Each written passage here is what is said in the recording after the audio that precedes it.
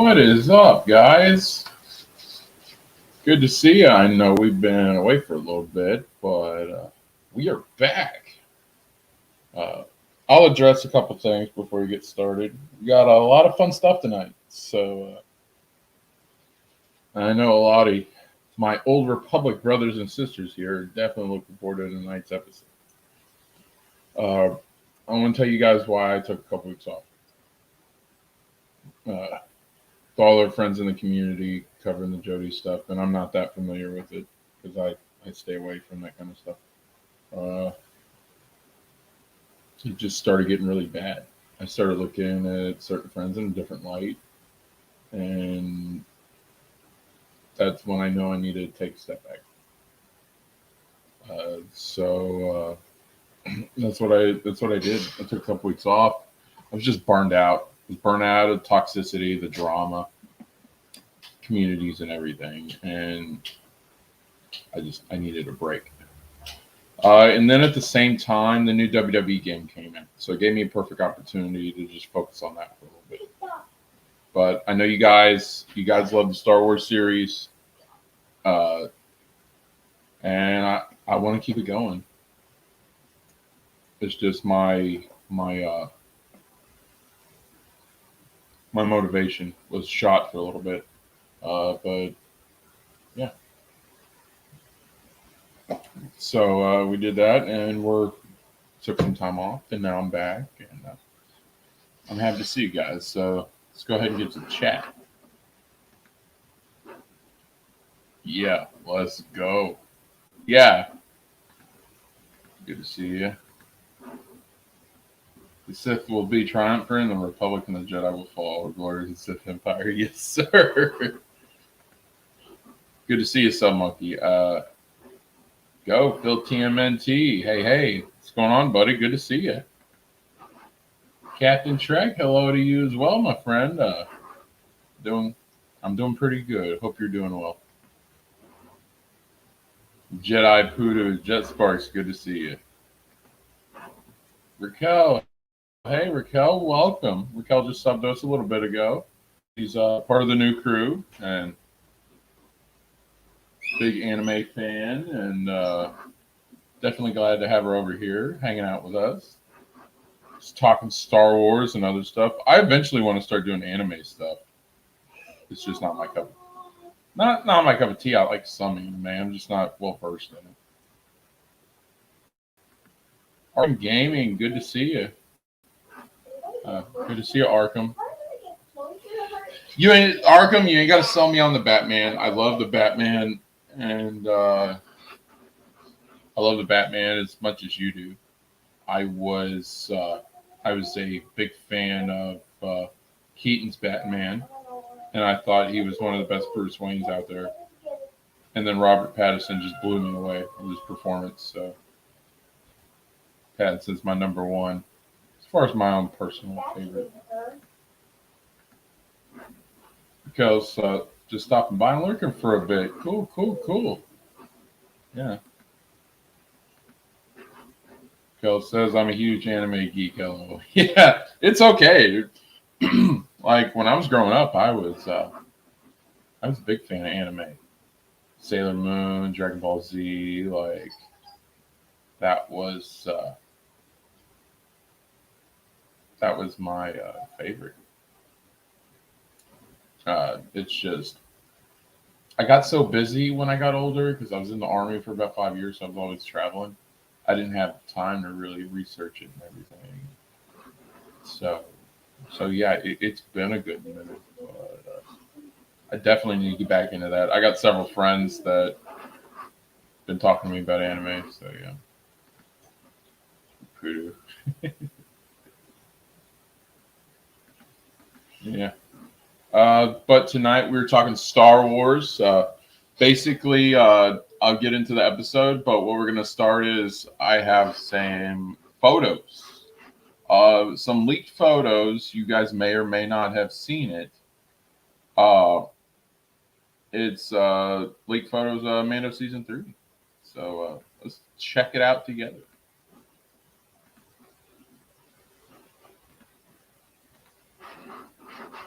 All right. And that's awesome. I know Patterson a lot of people. Oh yeah, it wasn't just the Batman. A lot of people make a good Batman, but to nail both those characters together, that is that takes a lot. So yeah, but Patterson he was great. I had hope and belief that he would be good. I did not judge him based upon Twilight. I've seen a lot of his work. He's a great actor, and he definitely did good in that role. So yeah. All right, let's go ahead and look at this. So you can see the stormtroopers right there. Then look at these photos.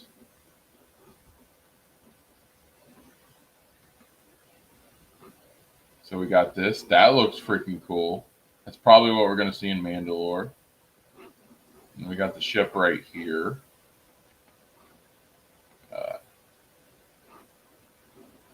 And then that's one of the still sets. So we got that. See if I can find anything else. All right, that's all I got so far. But I definitely hope you guys enjoyed that. You didn't get Jedi. You didn't get a notification, bro. I'm sorry. I should have messaged you. My kid's got my phone right now. I should have messaged you. And we just went live. We literally been live for less than 7 minutes. So you're here on time, buddy. No worries. Kel says 7-minute DBZ. Oh, yeah. Well, the first two, obviously, I know. But I've heard of you. I can't even pronounce it. I've heard of some of these, but yeah. Yes, sir. It's YouTube's fault. Dude, I had 125 subs and it dropped me to 121. And I know people didn't unsub. Because most of my videos get liked. So.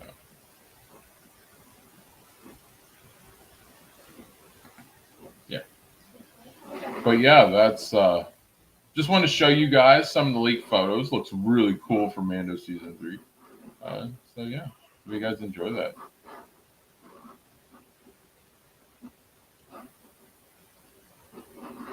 Yeah. All right. I'm seeing which one. All right. So we're going to talk about the Sith Empire first.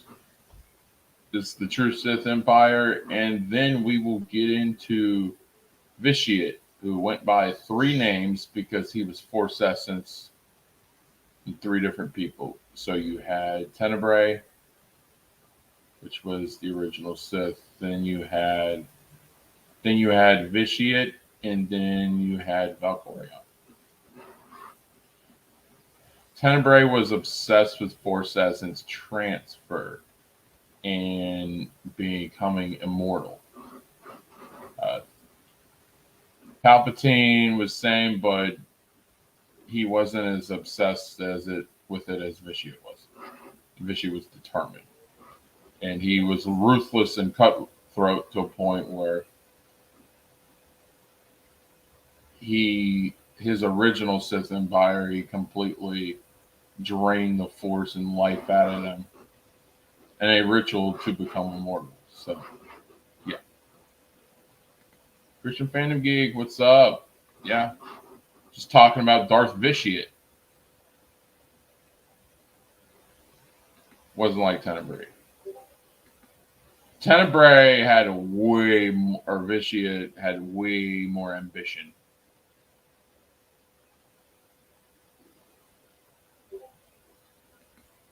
No, that's right.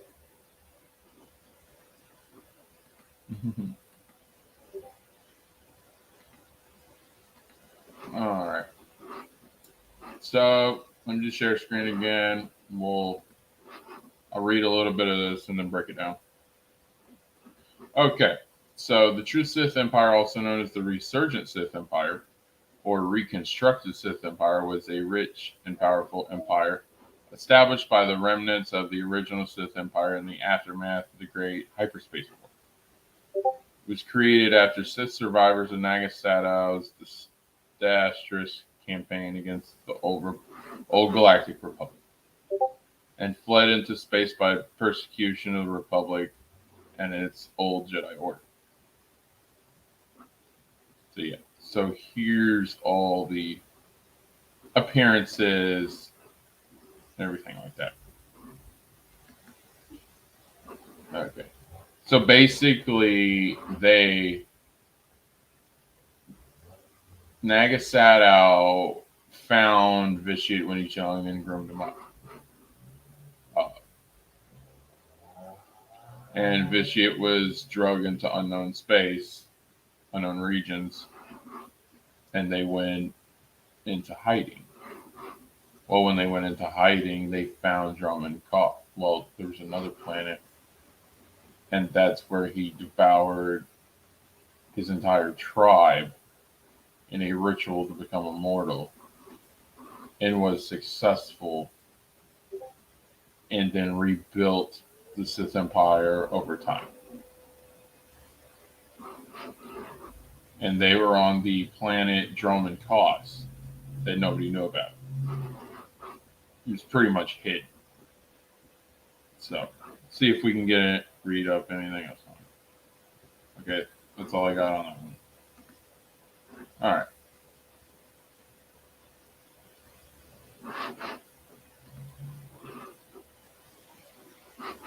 All right. I'm trying to keep up with the chat, guys. So if I bounce back and forth, that's why. All right. So we're going on Tenebrae. Tenebrae, known to the old Sith Empire as Darth Vitiate. His reconstituted Sith Empire as the Sith Emperor. And under the Eternal Empires of Valkorion. We will get into that in a little bit. Here's what Tenebrae looked like. That was before he became Emperor. It says, ancient dark side entity of enormous power and manipulated galactic affairs for 1,500 years. Born in 5113 BBY as the illegitimate Sith son of Lord Dramath in the old Sith Empire, Tenebrae carved a path of destruction across the planet Madrius, torturing and massacring thousands by the age of 10. So 10 years old. It's insane. The ancient Sith, they were brutal, cutthroat, ruthless. Yeah, they were the worst of the worst. Dramath confronted him. Tenebrae severed his father's power and imprisoned his spirit for a millennia of torment. Eventually, Dark Lord of the Sith, Marka Ragnos, recognized Tenebrae's power and christened him as Lord Vitiate, new ruler of Madrius.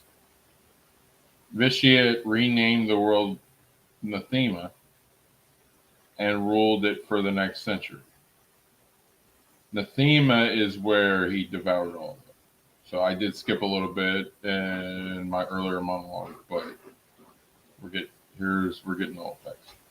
Distancing himself from Sith power struggles following Nagasato's defeat in the Great Hyperspace War, Vitiate lured the remaining Sith Lords to Nathema and an elaborate ritual drained their life essence and that of the entire planet, increasing his powers and prolonging his life. So he thought he was doing that for immortality, but it was making him stronger and prolonging his life. Didn't actually make him immortal. But he was pretty much untouchable. The self-proclaimed Sith Emperor led the scattered Sith survivors to Dromund Kaas and established a new Sith Empire. As the Empire secretly expanded over the next 1,000 years, the Emperor discovered the lost world of Zakul and the Eternal Fleet, an ancient armada with unmatched technology.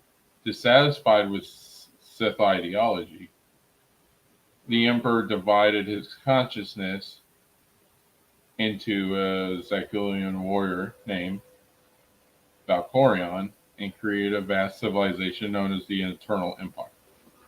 All right, I'll get back to that in a minute, but I want to cover Sith Empire because in Old Republic, it does shift into Valkorion and the Eternal Empire. Gotta go later. See you later, Raquel. Thanks for stopping by. Man from the old Republic trailer, Vitiate and his son eliminated every Jedi and Sith like that. Oh, when he was Valkorion, yeah. How much he? Oh, because he was born into the dark side. And Thetis touched on this. And if we're still going, Thade said he could make it here around 8:30 Eastern. So that's probably another hour and a half. I'm not sure how long I'll go. Unfortunately, our times just didn't meet up. But I also sent an invite to Chris, so if he's able to make it, it's not them. They just got stuff going on. I get it. I completely understand. I usually am streaming earlier than some of these guys, so I get it. I completely understand, and no fault to them. He was born in the dark side, so dark side was who he was. When you're born into something like that, it's kind of hard to break from it. I think it's fascinating that he descends from a line of Sith Lords, and Vitiate was so bad, or Tenebrae was so bad, that even like his father and people like that told him he went too far. That's impressive.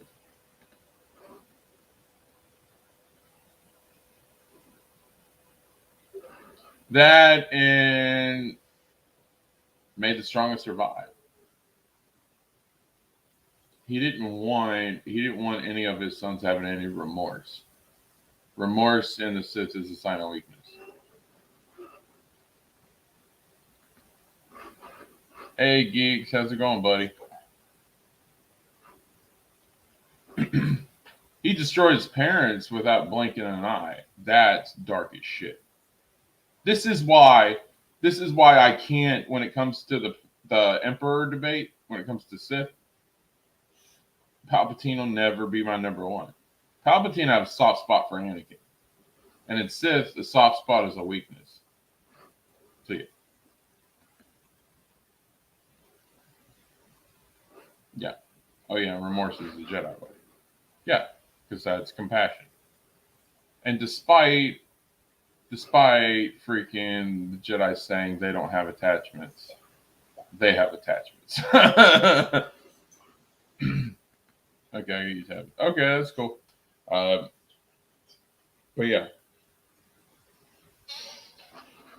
Vitiate Tenebrae, freaking vicious.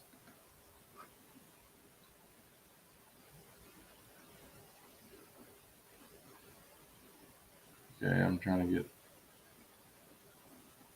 Tenebrae was born during the Golden Age. During the outbreak, okay, we talked about Great Hyperspace War. His family, okay, one of the fringe worlds of the Sith Empire. His family were simple farmers who had no connection to the Force. However, when Tenebrae grew older, he started to develop a connection with the dark side of the Force, and his powers grew significantly. When his father found out about his powers, he started to question his wife and abused her for answers. Tenebrae's mother told them that Tenebrae was related to Dremith, the ruler of Madrius. Tenebrae was so angry that he killed his father for abusing his mother and battered his mother for months until she died at his hands. That's the brutal part. He didn't kill his mother right away. He freaking tortured her until she died. That's given into the dark side. After murdering his family, he forced the other villagers to bow down to him. When Dremith became aware of the existence of his son, he paid him a visit and asked him to bow down before him. Tenebrae refused and appeared to be stronger than his biological father and killed him in a duel. Okay, so that goes into the Sith, strongest will survive.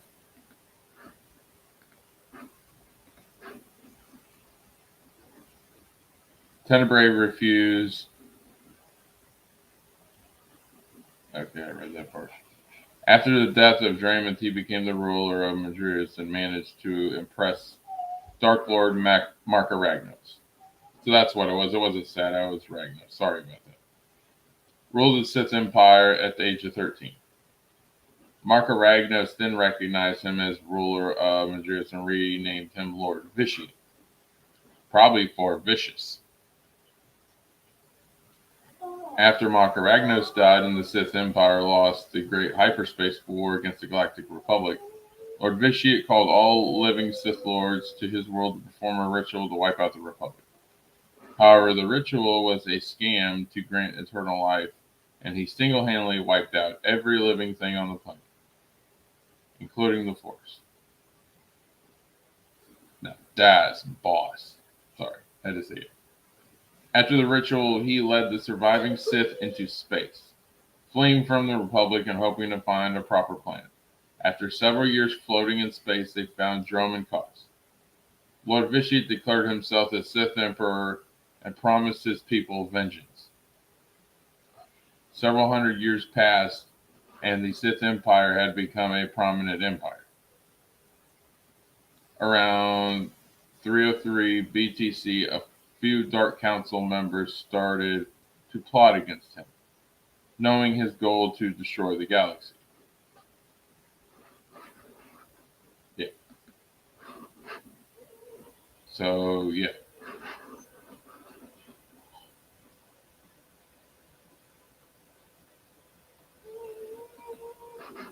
Oh man, the Sith from the Old Republic were insane, very cool. Yeah, that's the native, what the native Sith look like. I didn't know that for a while. Yeah, that's what they actually look like. Their true form. Gargas, what's up? Yeah, this dude was running planets when he was 13. That's insane. But yeah, I'm telling you, man, freaking Vitiate was a boss. That's why I think he's the best freaking Sith Eternal. How do you top that? Freaking Vitiate had his own empire when he was freaking 13 years old. Sorry, Palpatine ain't touching that. All right, let's continue. So yeah, they were running into. So it said they were floating for a few years. They were in their own space. So he was building that empire up on Dromund Kaas. And you see from Old Republic that was very well established. So then we go to Revan and the Mandalorian Wars. Well, at the end of the Mandalorian Wars, Revan is dueling with Mandalore, who that is the title in Mandalorian lore for whoever the head Mandalorian is. He's like king. And I think they're going to get into that in season 3 of Mando. So this is useful information. And as they're dueling with Mandalore's last breath, he says that they were hired by the true Sith. And by a Dark Lord of the Sith by the name of Darth Vitiate. Hired the Mandalorians to start the Mandalorian War and everything. So Revan wants to find this Sith and put an end to him. So what I'm about to read is following that.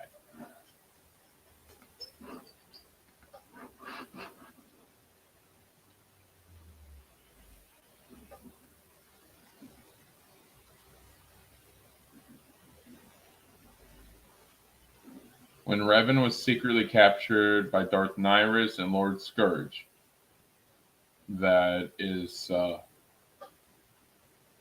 Darth Nihilus was the apprentice to Vitiate. Didn't believe in the rule of 2. He had many Sith Lords and a council and all that. It was just like the Jedi. So he had many apprentices and Lord Scourge. Meecher Surik, who was the follower of Revan, and if she would have turned to the dark side, would have been her and Malik would have been his 2 apprentices to Revan. So that's where we're going there. Managed to contact Scourge. Lord Scourge plotted a move against the Emperor behind his back by letting the Emperor wipe out the entire Dark Council so Scourge could free Revan from his prison. After his release, Revan confronted the Emperor but was defeated after Scourge betrayed them. And Scourge betrayed them because Revan was not the one. He had a Force vision of someone defeating the Emperor, but it was not Revan. So he figured Revan was not the one to defeat him. Even though Revan probably could have. Because Revan was that strong. The Emperor then granted Scourge eternal life and named him as the Emperor's Wrath.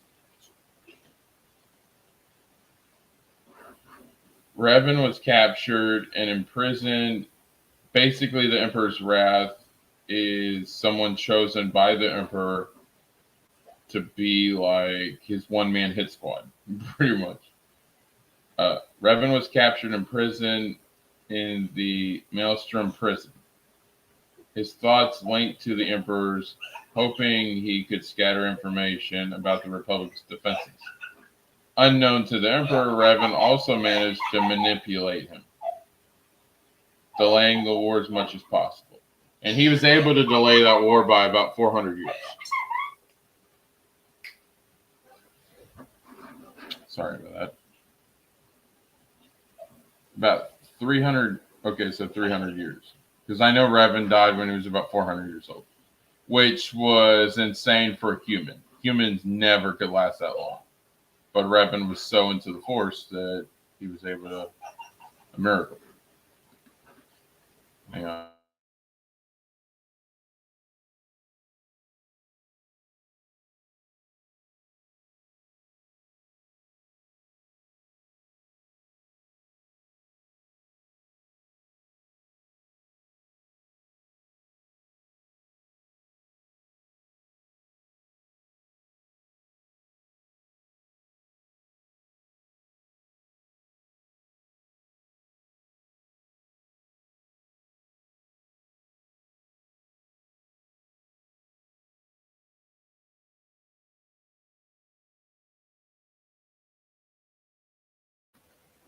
Let's see. Oh, sorry, I didn't know I was muted. Oh yeah, Drummond Koss was like the Coruscant of the Sith Empire, and I'll show you guys some photos here in a minute. But yeah, it was freaking cool. I loved it. See Vitiate or any Sith, every Sith Empire, Sith Lords, you better. Oh yeah, Vitiate was the GOAT because he basically, you guys have seen Harry Potter. Basically, Vitiate used Force Essence, and he never went 100% with every Force Essence transfer. It was like creating a Horcrux. But he did it with the Force. Like, Vitiate was a beast. He's not my favorite Sith Lord, but I do respect how powerful he was. 400 years, dang, that's it. Yes, sir, it is a long time. Can the Force actually de-age someone and never get old? Yeah, enough of it, because you got to understand the whole thing. The Jedi are all about the afterlife, okay? The afterlife and the Force ghosts and moving on. The Sith don't want to move on. The Sith want to live forever. And it's not as much as de-aging them, it's as much making them more powerful.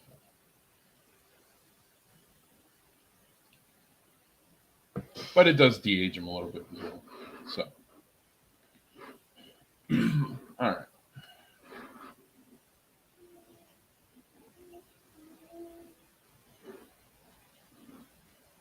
About 300 years after the Emperor found his armada ready for war against the Republic. And so the Great Galactic War began. After 28 years, the Sith Empire managed to win the war, but the Republic wasn't defeated. A peace treaty was settled between the two factions, and the Emperor became ruler of half the galaxy. During the Cold War, the Emperor was attacked at his Emperor's fortress, but managed to defeat the strike team and brainwash them as his pawns. One Jedi Knight managed to break free from the Emperor's will and allied with Scourge to take down the Emperor. Eventually, they followed the Emperor to the Dark Temple and defeated the Emperor, destroying his body. Later, however, an Emperor's Hand member confirmed the Emperor is still alive because the Force Essence transfer.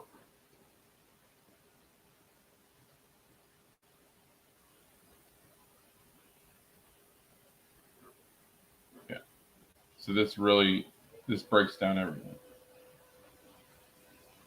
I could even do a mini series at it. It's like, look at all this.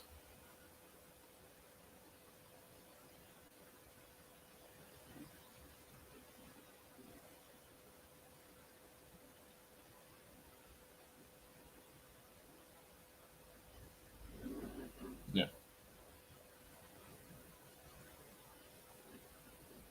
Let's see.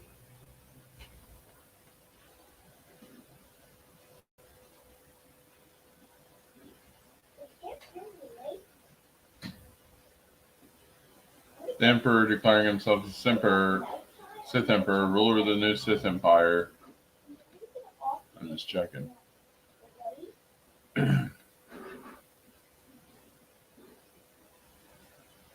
Okay, so let's cover Mandalorian Wars. About 2 years before the Mandalorian Wars began, the Emperor sent a Sith pureblood emissary to the leader of the Mandalorians, Mandalore the Ultimate, and told him that he was sent by the descendant of the Sith Lord who drove Draymith II into exile. The emissary persuaded Mandalore to help him search for Draymith's tomb, which was on the snowy world of Rekiat, where the Sith broke into the crypt and took Draymith's remains for his lord. In return, the emissary told Mandalore of a vision the Emperor had received of the Mandalorians crushing the Republic in a glorious victory. And Mandalore believed him. What Mandalore didn't realize was that the Sith used the power of the dark side to manipulate him into launching a war against the Republic to test his strength. He only came to know that when he lay dying at Jedi Knight Revan's feet following their duel on Malachor 5. However, he managed to tell Revan about the Sith's existence before he did. And that's how Revan found out.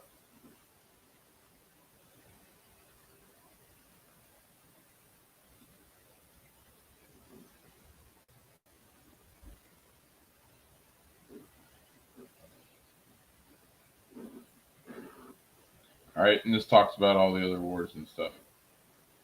Let's see. All right, so we know about, okay, I'll get in the Great Galactic War. In the year 28 BTC,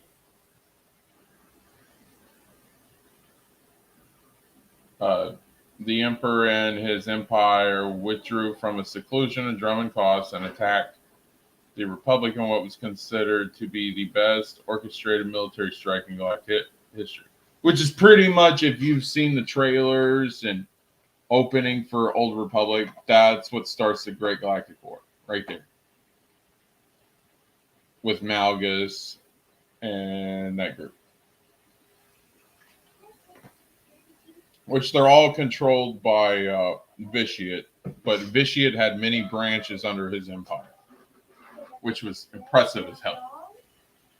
The Sith Emperor led his people through the war with meticulous cunning, creating a widespread fear and panic that turned the Republic against itself, allowing his followers to systematically exterminate their age-old Jedi adversaries. Around 25 BTC, his apprentice, a hybrid Sith called Exil Crash, betrayed him and fled to Republic space. He maintained his presence and sought her mind, tracing her location and deferring the choice of who to hunt her down to the Dark Council. I think Nyrus was the head of the Dark Council, who settled on Sith apprentice Tanim Kel for the task. Eventually, Kel tracked Krish back to Korriban and succeeded in killing her.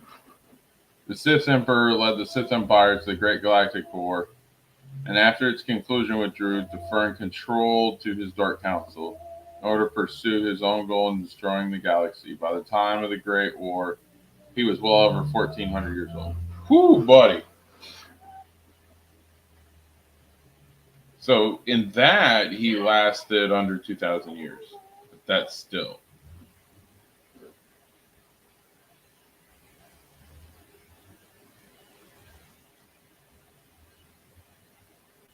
Okay. Cold War. Unknown moment, Darth Barris lured the Emperor into choosing the Voss body of Selmakor, knowing that he would be bound to the temple, unable to commit suicide to free himself. Then Barris locked him away, the Dark Heart on Voss, preventing anyone to discover the truth.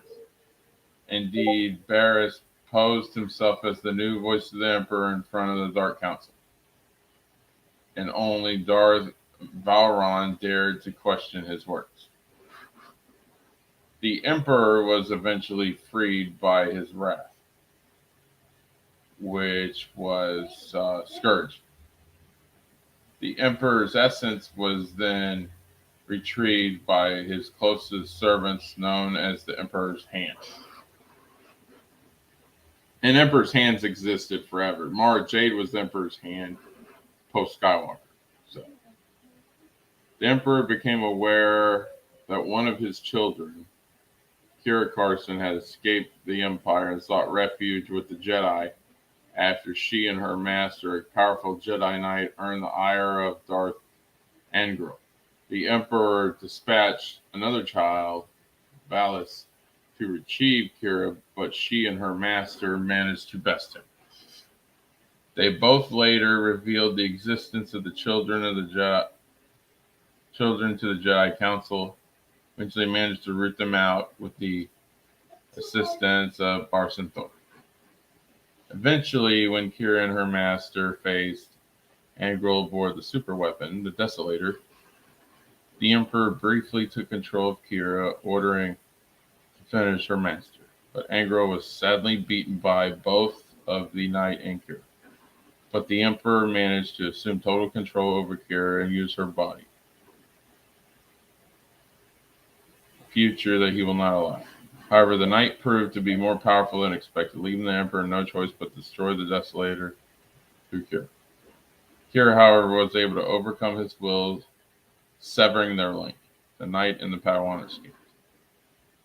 Dang, he was going to kill his own kid just to take out the Jedi. That is insane. Let's see. Wouldn't have been for Revan, you're right. That's why Revan's the chosen one. Happens when you mess the Mandalorians. Oh yeah, 1,000. Darth Vader.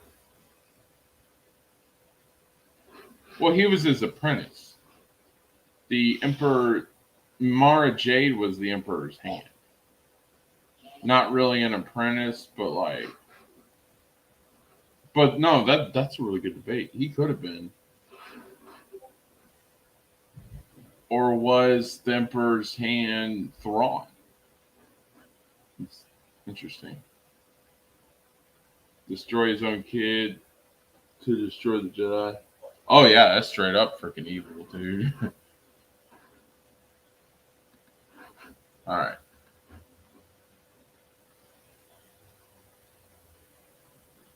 Learning about the Emperor's location, the Jedi Knight invaded his fortress, orbiting Dromikos. The plan implemented by Jedi Masters was to take the Emperor on Tython, and turn him to the light side. However, they were all defeated and placed under his control. Only the Jedi Knight was freed, with the assistance of the Force Ghost of Orgus Din, and he escaped the fortress with the help of Lord Scourge, who betrayed his master and revealed to the Jedi Council that the Emperor had renewed the war with the Republic in a lightning rod to conceal his true plan. The Emperor was plotting to consume all life in the galaxy, both Republic and Empire. After thwarting the Emperor's attempts at genocide, it was genocide, he was going to devour everything. Because he wanted to be immortal. Which sounds about right. Corellia. The Jedi set in motion a plan to destroy the Emperor. Republic and Jedi forces would attack Dromund where the Emperor resided, drawing the attention of Imperial forces and giving a knight the opportunity to confront the Emperor. So think about this. The Vitiate was so bad, he was going to consume all life in Republic space. And it was so bad that the Jedi and the Sith will work together so that they could defeat him, because he was going to end it all. He was going to destroy all life so only he survived. Yeah, that was a bad dude. Person getting an opportunity to confront the Emperor, destroy him once and for all. Only the Knight and T-701 could face the Emperor without anyone else succumbing to his dominant influence. The Knight ultimately won the duel, badly injuring him. It's too hard. Vitiate attempted to goad the Jedi into killing him and attempt to drive them to the dark side. The Jedi refused, and Vitiate attempted to kill the Knight by collapsing the roof. The Emperor was thought to have been destroyed after the duel. In reality, he had possessed a new avatar to replace the lost one on Voss. It was this facade that the Jedi killed the Emperor. This was confirmed by a holomail message sent by the Emperor's hand to the new Emperor's wrath. The Emperor continued to live on past the collapse of his empire, but after surviving a millennia, Vitiate is presumed to have died around 67 BBY at the hands of a Jedi Knight after being pursued in an effort to end his plans for the galaxy. That's it. 67 BBY. That's prequel era. I had to choose both. Come on, Mommy. All right. Let's see if you guys got any questions or anything.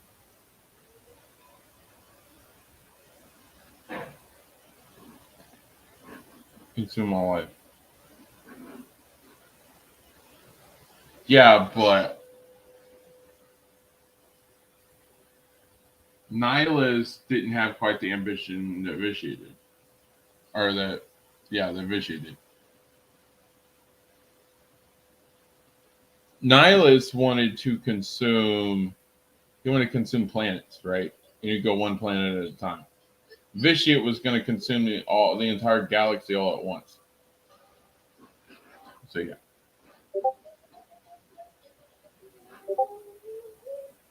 Basically, Vitiate was Nihilus on like steroids. Who's pretty good.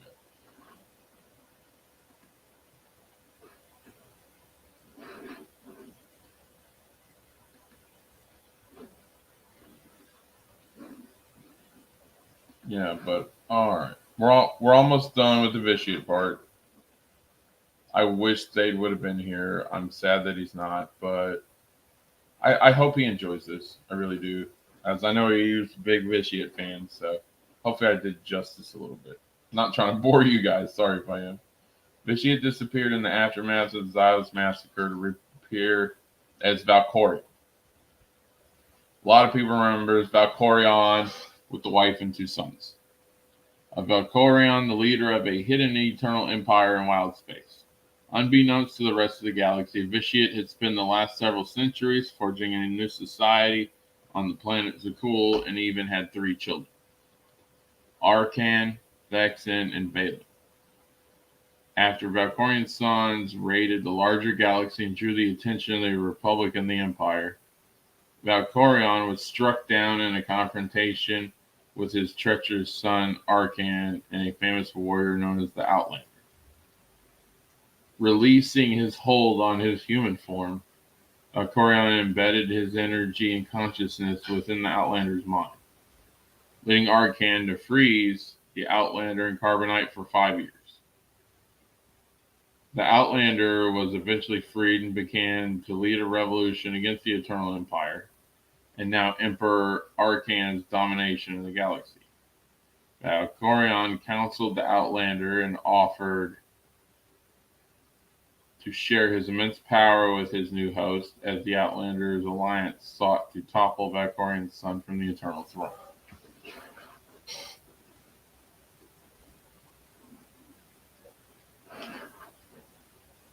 Valkorion eventually becomes defeated, and it's like, and the Outlander is basically the player you play as an Old Republic. And then it's like a force subconscious that you finally battle Valkorion. And for the final time, he ends up getting destroyed, and then that's it. Yeah. Let's see if there's anything else.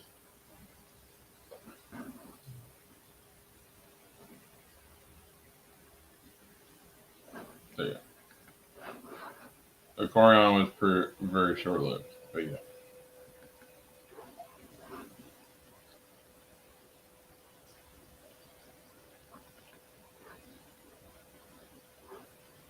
Oh yeah. It's brutal.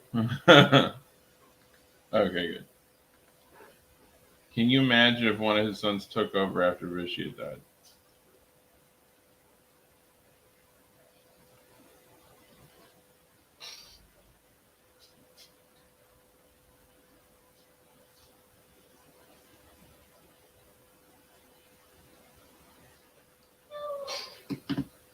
Oh. Yeah.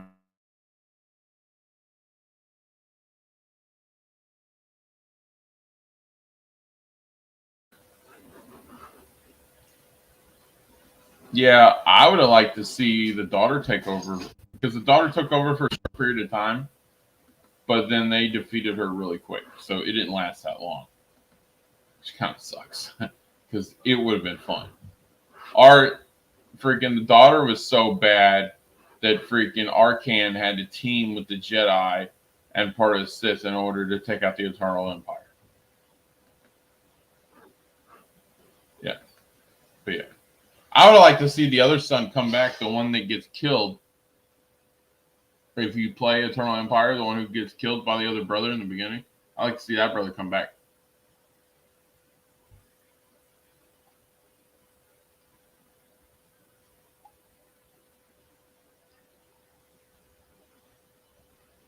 That would have been really fun.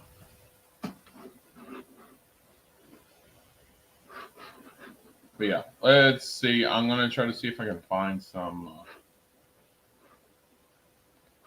see if I can find some photos.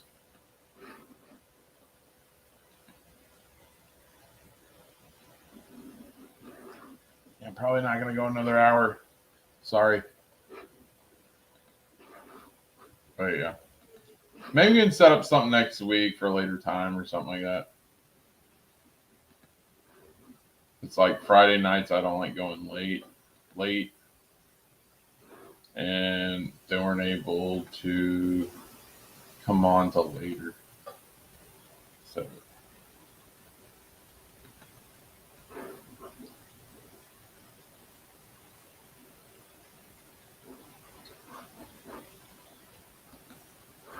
yeah, they're both doing something. Unfortunately, because I was gonna have Thade and Chris on, and yeah, we would have had a lot of fun. What we can do next week? We'll definitely do next week. We're gonna be doing a lot of collabs with the new crew, and I'm actually hoping to join the new crew I was on Brodan's stream earlier and I was talking to him. And I made the offer, hey, if you got any more spots on the new crew, let me know. I'm always there. And yeah, so we're talking on it. I'm a huge fan of new crew and what they do, and freaking, they've always been really cool to me. So really good community over there, and I definitely would love to be part of the new crew. It would be an honor for me to join. If there was a Sith temple, I would live in it. All right, so let's see what kind of photos we can find. If you got some visuals, you hear me talking all night. All right, just share screen. Oh yeah, Broden's awesome, dude. He did a stream a little bit ago, and I was like, hey, if you're looking for people to do new crew, I'm always here. He's like, maybe we can do something like that. It'd be cool. And he did offer for all the new crew to come on the channel here. I've always been interested in new crew, and such a great cast of people. Really nice people. Of course, Chris, Thade, Raquel, and Brodan. I like every single one of them guys. And they've been there for me, like, for everything. And they've always been so cool, so nice. They never bullied me because what I like. It's the only place where I don't get shit for being a Titans fan. And I'm not talking about the football team. I'm talking about the DC show. Most people hate Titans, and I love Titans.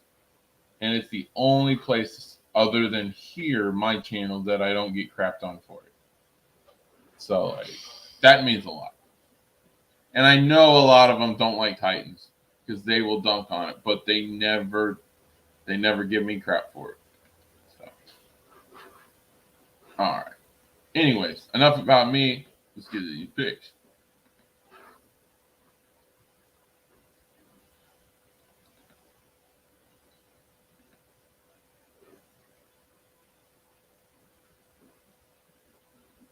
All right, what do you think about that, Sub Monkey?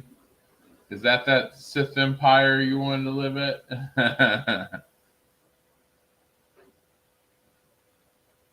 Okay. We got a bunch of pictures here. That's another one. That's Scourge, and that's Nyrus. Looks really badass. And then there's the actual army or fleet.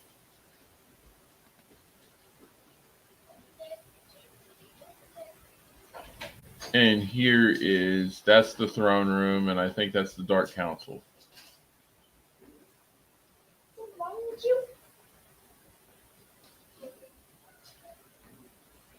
Let's see if there's any others. The Bad Batch. Bad Batch ain't got crap to do with the True Sith Empire. Oh, here's when they invaded the Republic.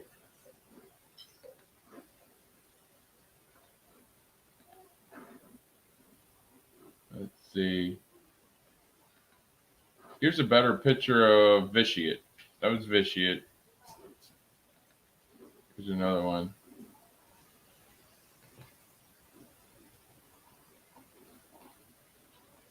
Are they seriously trying to say that Snoke was Vitiate? No. Here was the Sith Empire logo. I want to see if I can find one of Drone Cost.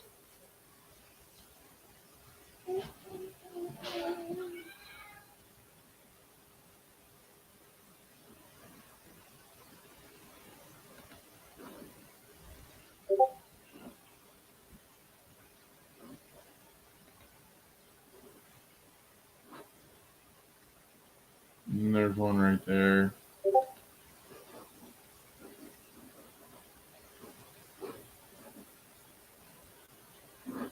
Let's see. I'm looking to see if I can find anything else.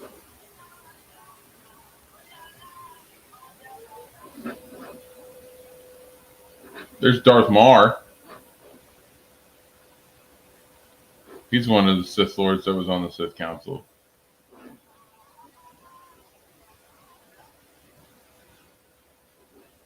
Oh my God, Dark Jar Jar.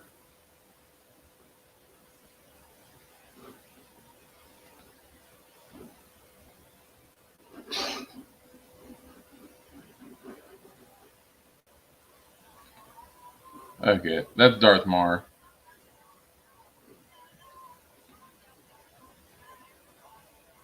That's Scourge right there.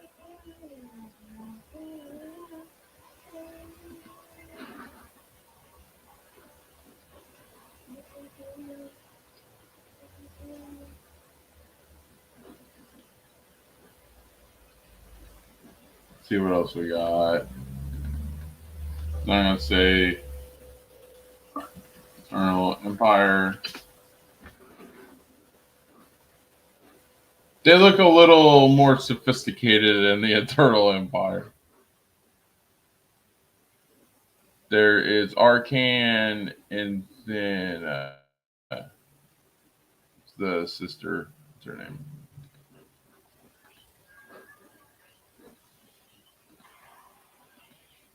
And that's what the Royal Guards look like.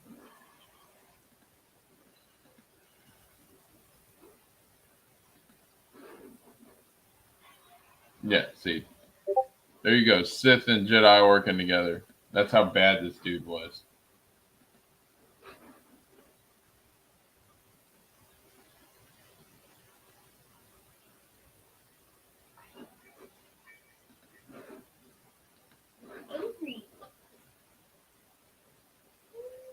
I don't know. No. You know that ain't anywhere close. Oh yeah, Sith Troopers. Sith Council. That's not. Yes. This was the true Sith Empire. The actual people who were that were actual Sith, which is the species.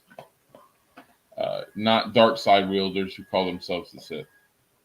But these were people who were, and then when also they took back Korriban. They took back Korriban when they invaded Republic space.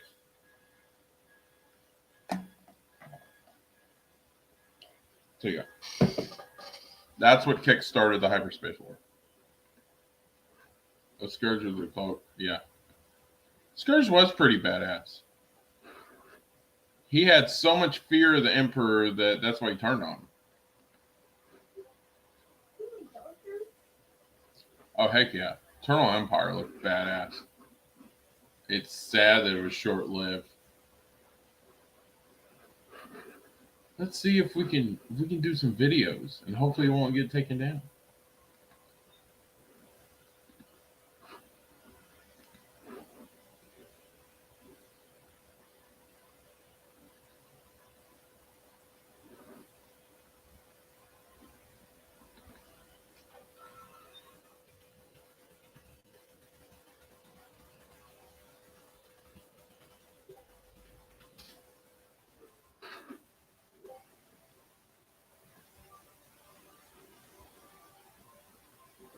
All right, I'm going to do 3 trailers.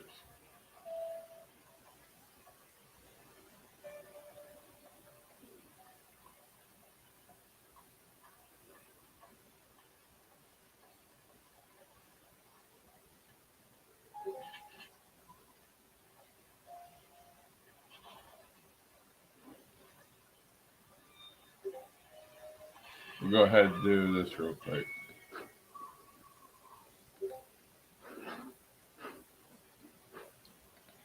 Dark side wielders are dark Jedi who claim to be Sith, but they still have a little. Yeah, but those were, yeah, I like those as well. But the ancient Sith were insane. All right, here we go.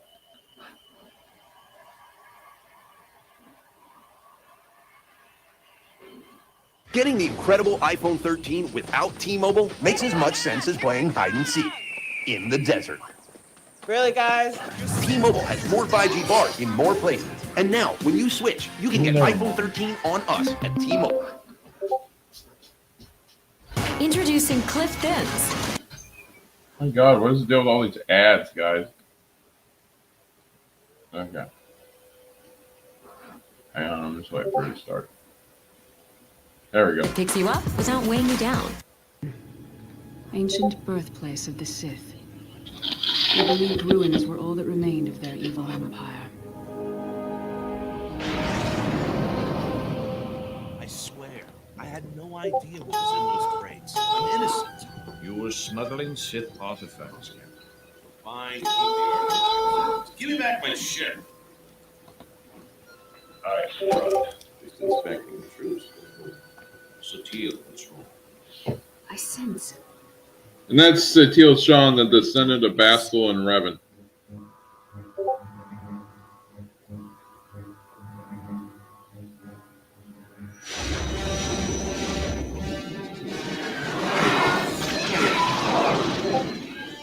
Sith Empire has returned.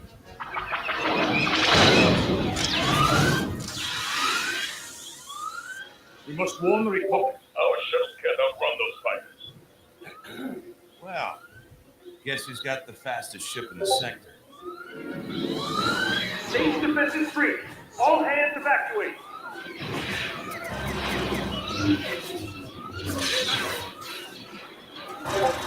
Look out!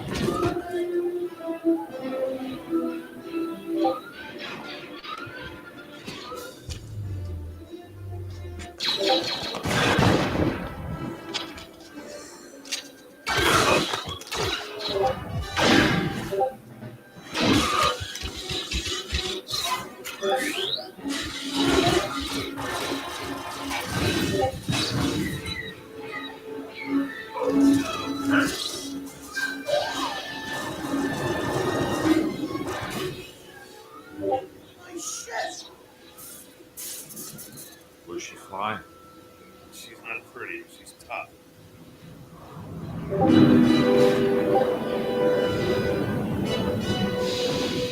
Captain, up your ship. This is our fight.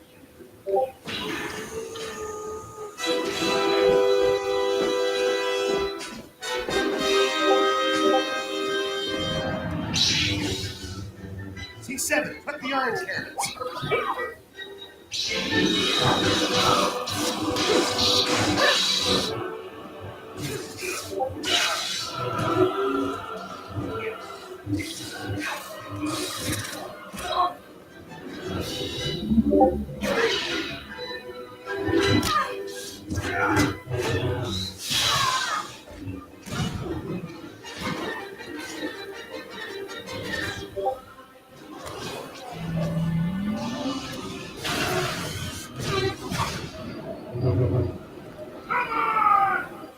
Go, Sutil. You must walk a different path.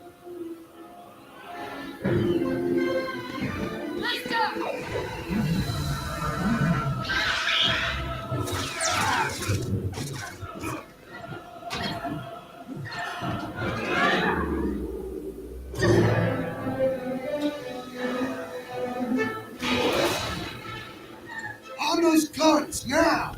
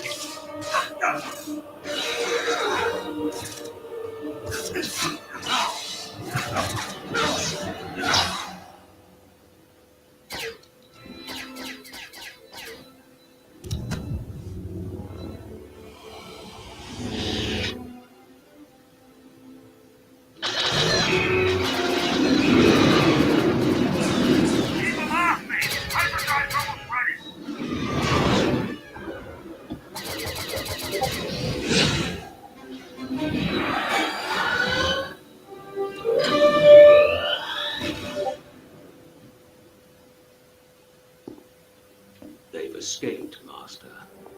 You failed. No, Malgus. This is only the beginning. Yes. After 1,000 years, Korriban is ours again. Welcome home.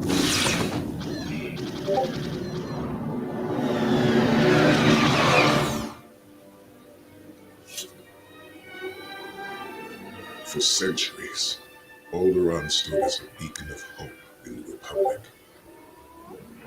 But the Empire came. And with one savage strike, brought Alderaan to their knees.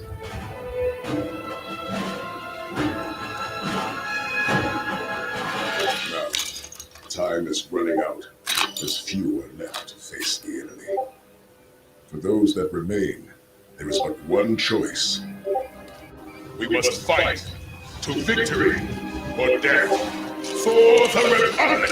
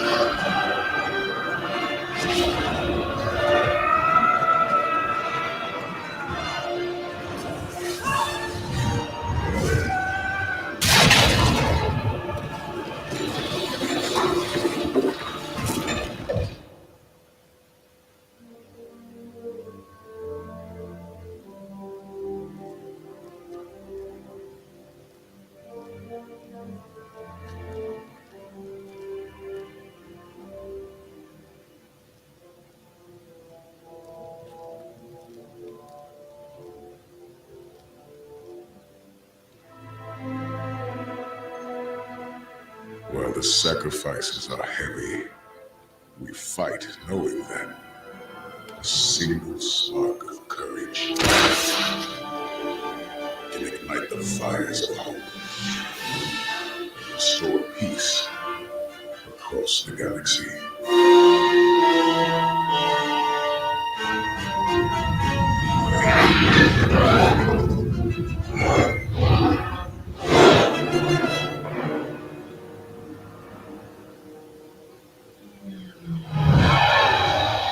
Our time has come.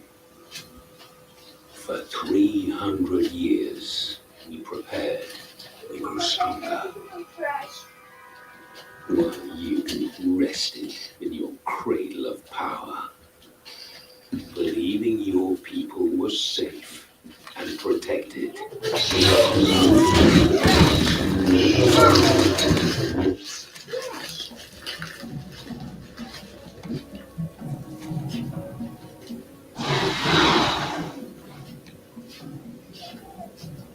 You were trusted to lead the Republic, but you were deceived.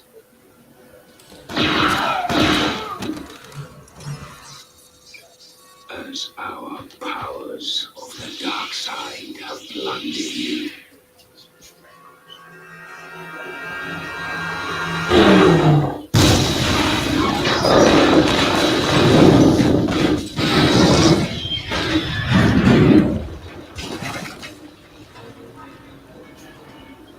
You assumed no force could challenge you. And now,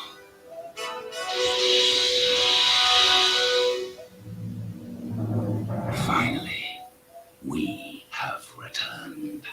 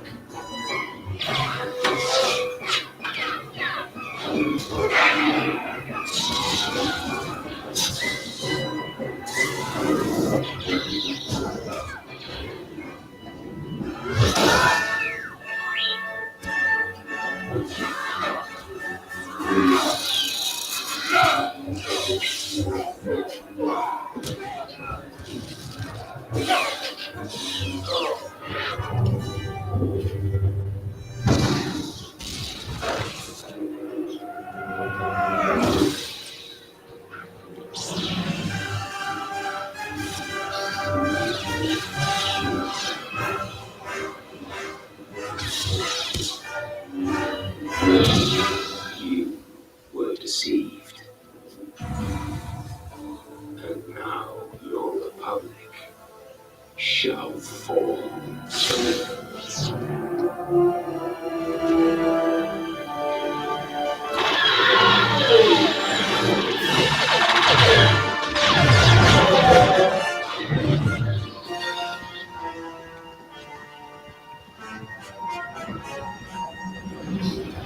And that's Darth Malgus. A man can have. All right, I'll play this one, and after this one, then if he's willing we'll to finish up. sacrifice. You're done doing your scream. With your birth comes a solemn vow. You will have nothing. Over there! Yeah! Your privilege is the dirt.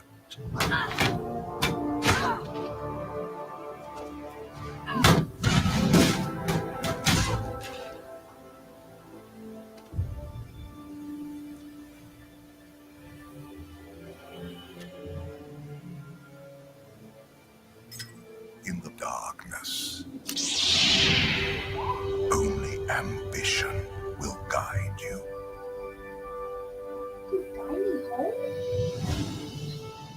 The oaths you swear, the promises you make, they are yours alone.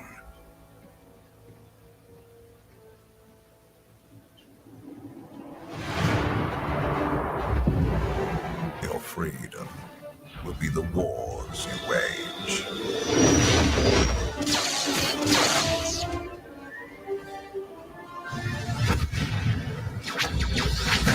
Your birthright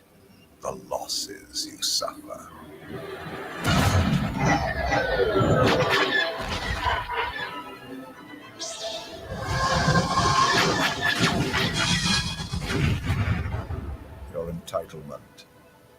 The pain you endure.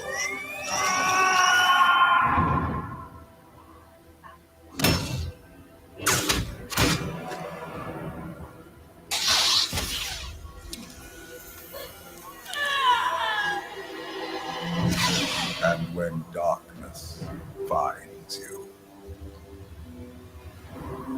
you will See how bad the freaking Eternal Empire was?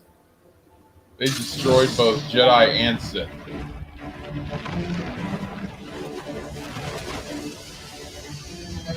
If I started my own empire, it would be like the Eternal Empire. A group of force wielders that take out both factions and reign supreme as the one true kingdom.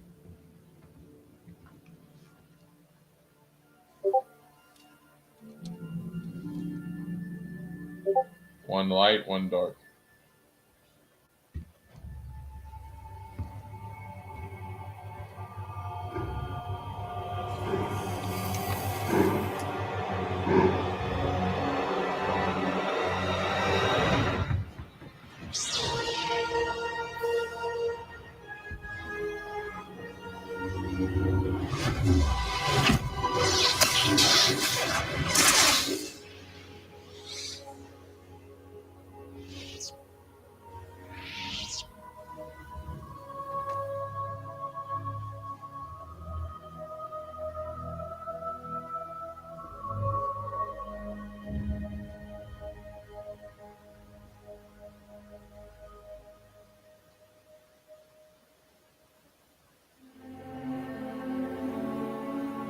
Oh yeah, it was Eternal Empire was insane. They're so freaking beast, dude. come with me, son.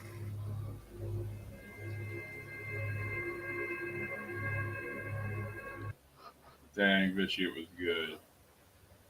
Okay, guys, we're still here. It's awesome.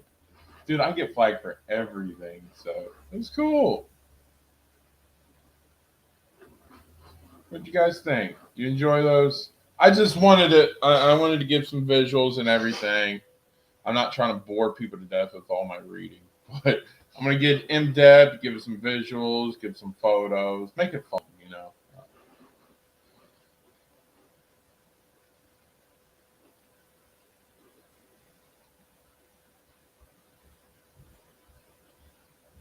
Yeah.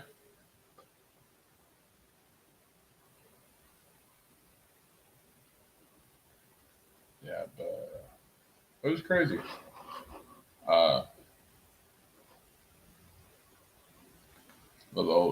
Me and you both, dude. Like, there are people out there that I somewhat defend Disney. I defend Disney against people who say that Disney's the problem. Disney's not the problem. It's like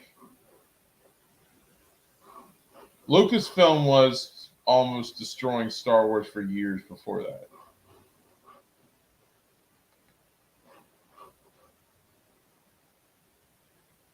Okay, so I'm doing good reading. Okay, I just want to make sure that I'm good. Sometimes you lose subs, and it, like, for me personally, it starts to get to me. Because it doesn't make me mad. It's just like, am I doing something wrong? I want to do right by everybody, you know? Especially Star Wars. Because I know Star Wars Theory. That guy's absolutely amazing with his content. But I'm trying my best. And I definitely want to give you guys something different that you're not used to getting.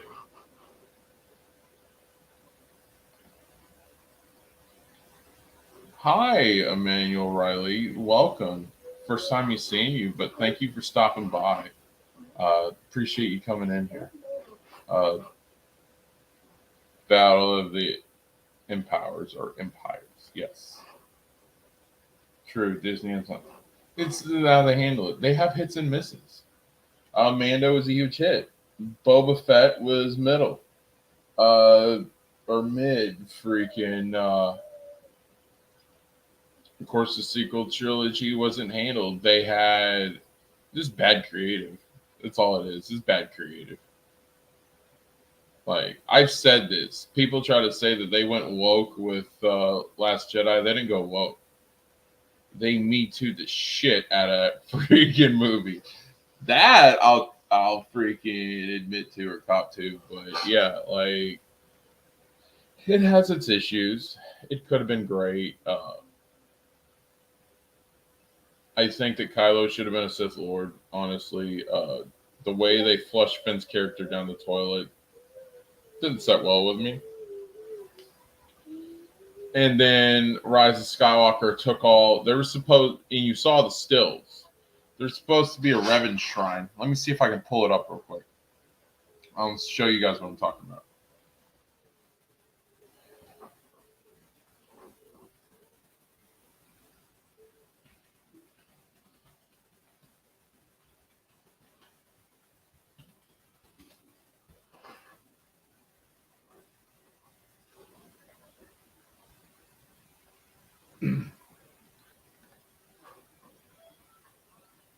All right.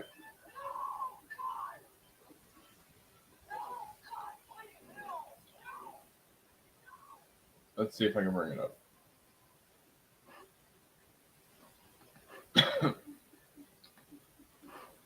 All right. So here we go. All right. So right there in that one, and it points it out, you see Malgus right there. Then you can see the hood with the mask. There's Darth Nihilus right there. And then there's Revan, and you can see Revan with the mask and everything. And then there's Malik. Those are 4 ancient Old Republic Sith Lords that are absolutely amazing for their own right. And that's just 4 right there. And they got taken out of Rise of Skywalker. And that's one of the stills from Rise of Skywalker and Exegol. Yeah, see. So I'll give it a second and let you guys give me your comments and tell me what you think. But yeah. So Revan and Malgus and Nihilus and Malik was supposed to be at least referenced and Rise of Skywalker, and they were all... Old Republic was taken out. That's the thing I didn't like about Rise of Skywalker.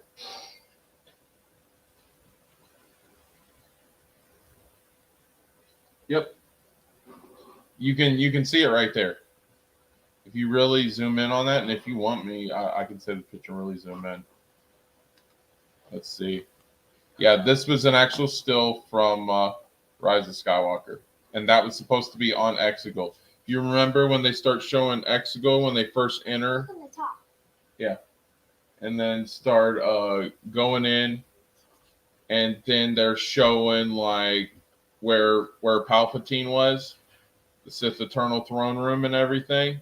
They were supposed to show that as like a shrine when you first enter. And you can see from that, that's what it was supposed to be. And yeah, they took it out.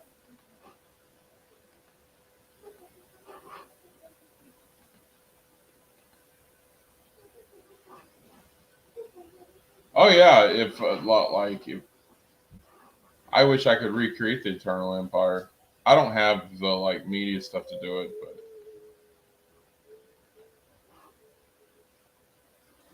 yep, that would have been freaking amazing, dude. And then like have Palpatine make some reference of who his favorite Sith Lord or what his inspiration was. That would have been cool as well, but it didn't happen. Your battery 20.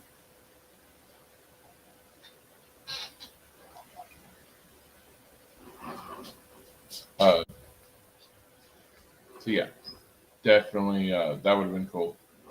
That's my problem. Not all of Disney Star Wars is bad. Yeah, you had things, the sequels were bad, but they've done good stuff since. I like the Bad Batch. That felt very Clone Wars.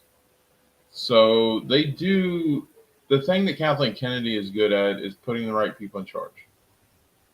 She makes mistakes. All human beings do make mistakes, but it's how you bounce back from them mistakes that's what's truly important.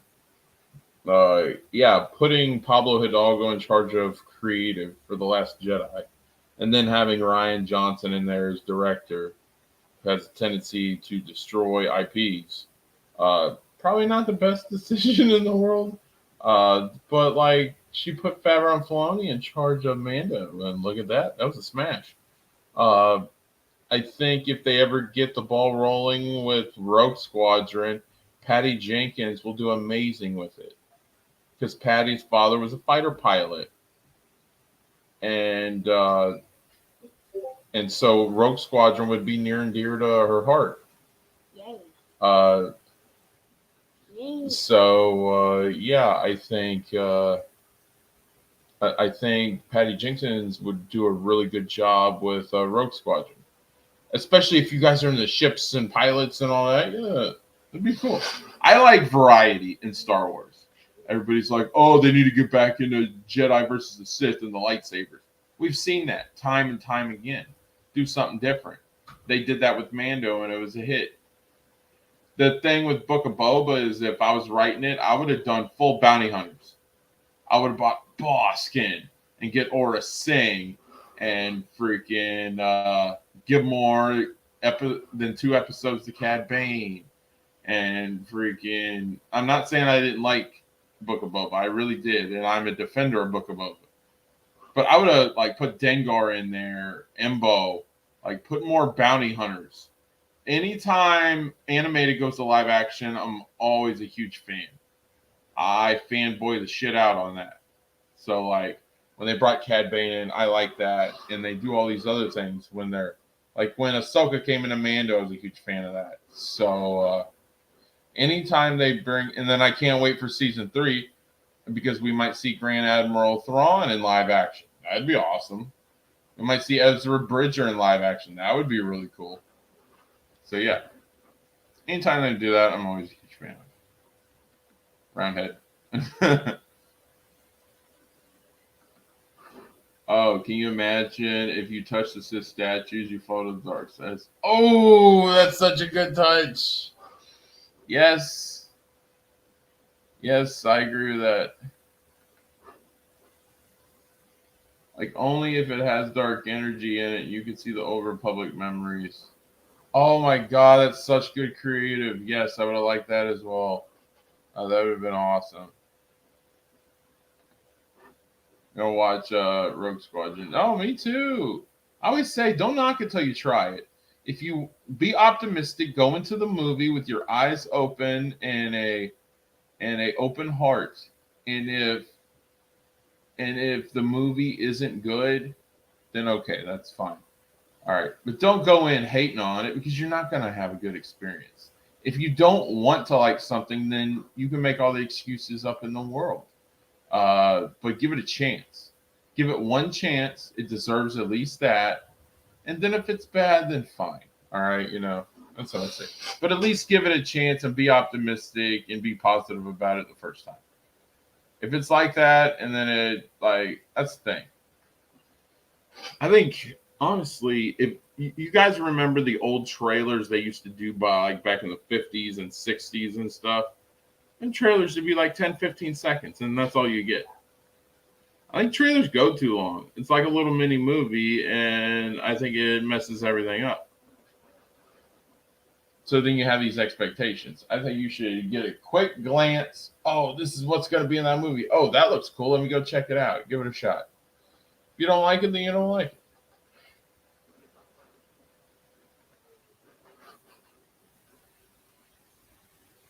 So that would have been insane if they put every bounty hunter in Book of Boba. Oh, yeah, that would have been cool, dude.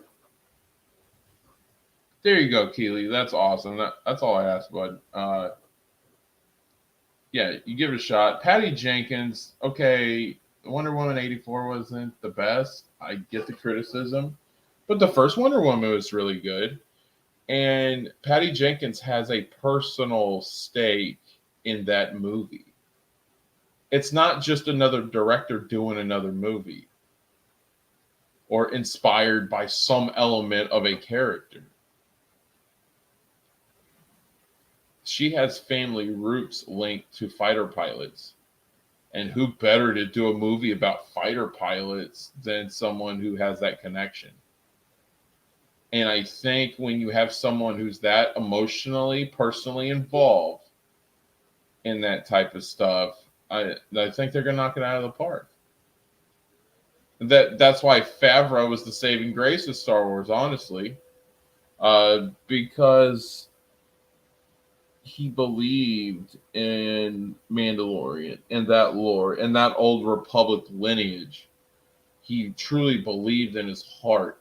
I don't think he was just a Lucas fan. I think he was an old Republic Star Wars fan, because you have so many Mandalorian references that shout Old Republic when they talk about the old Jedi and the way they used to be, and then giving the references to the Mythosaur, which was Old Republic, and then the Old Republic Mandalorians and stuff like that. So it's really cool. Anytime they make Old Republic references, I think it's awesome. I wish next season they would make a reference to Revan. Be like, well, we were at our strongest before the Jedi Revan came along and fractured us and split us in our different groups, which is essentially what happened. So that's okay. So speaking of that, let's talk about what we're going to talk about next week. And I've been putting it off long enough, and I'm finally going to do it. All right, let me get through these comments, and I'm going to make my announcement for next week. Can you imagine if Cad Bade ran into Ahsoka again? Ooh, that'd be awesome. Yes. Yes, that'd be absolutely amazing. And Star Wars never write people off. They will always find. Dude, they found a way to bring Ahsoka back from the dead. World of Worlds, the freaking portal. So, yeah.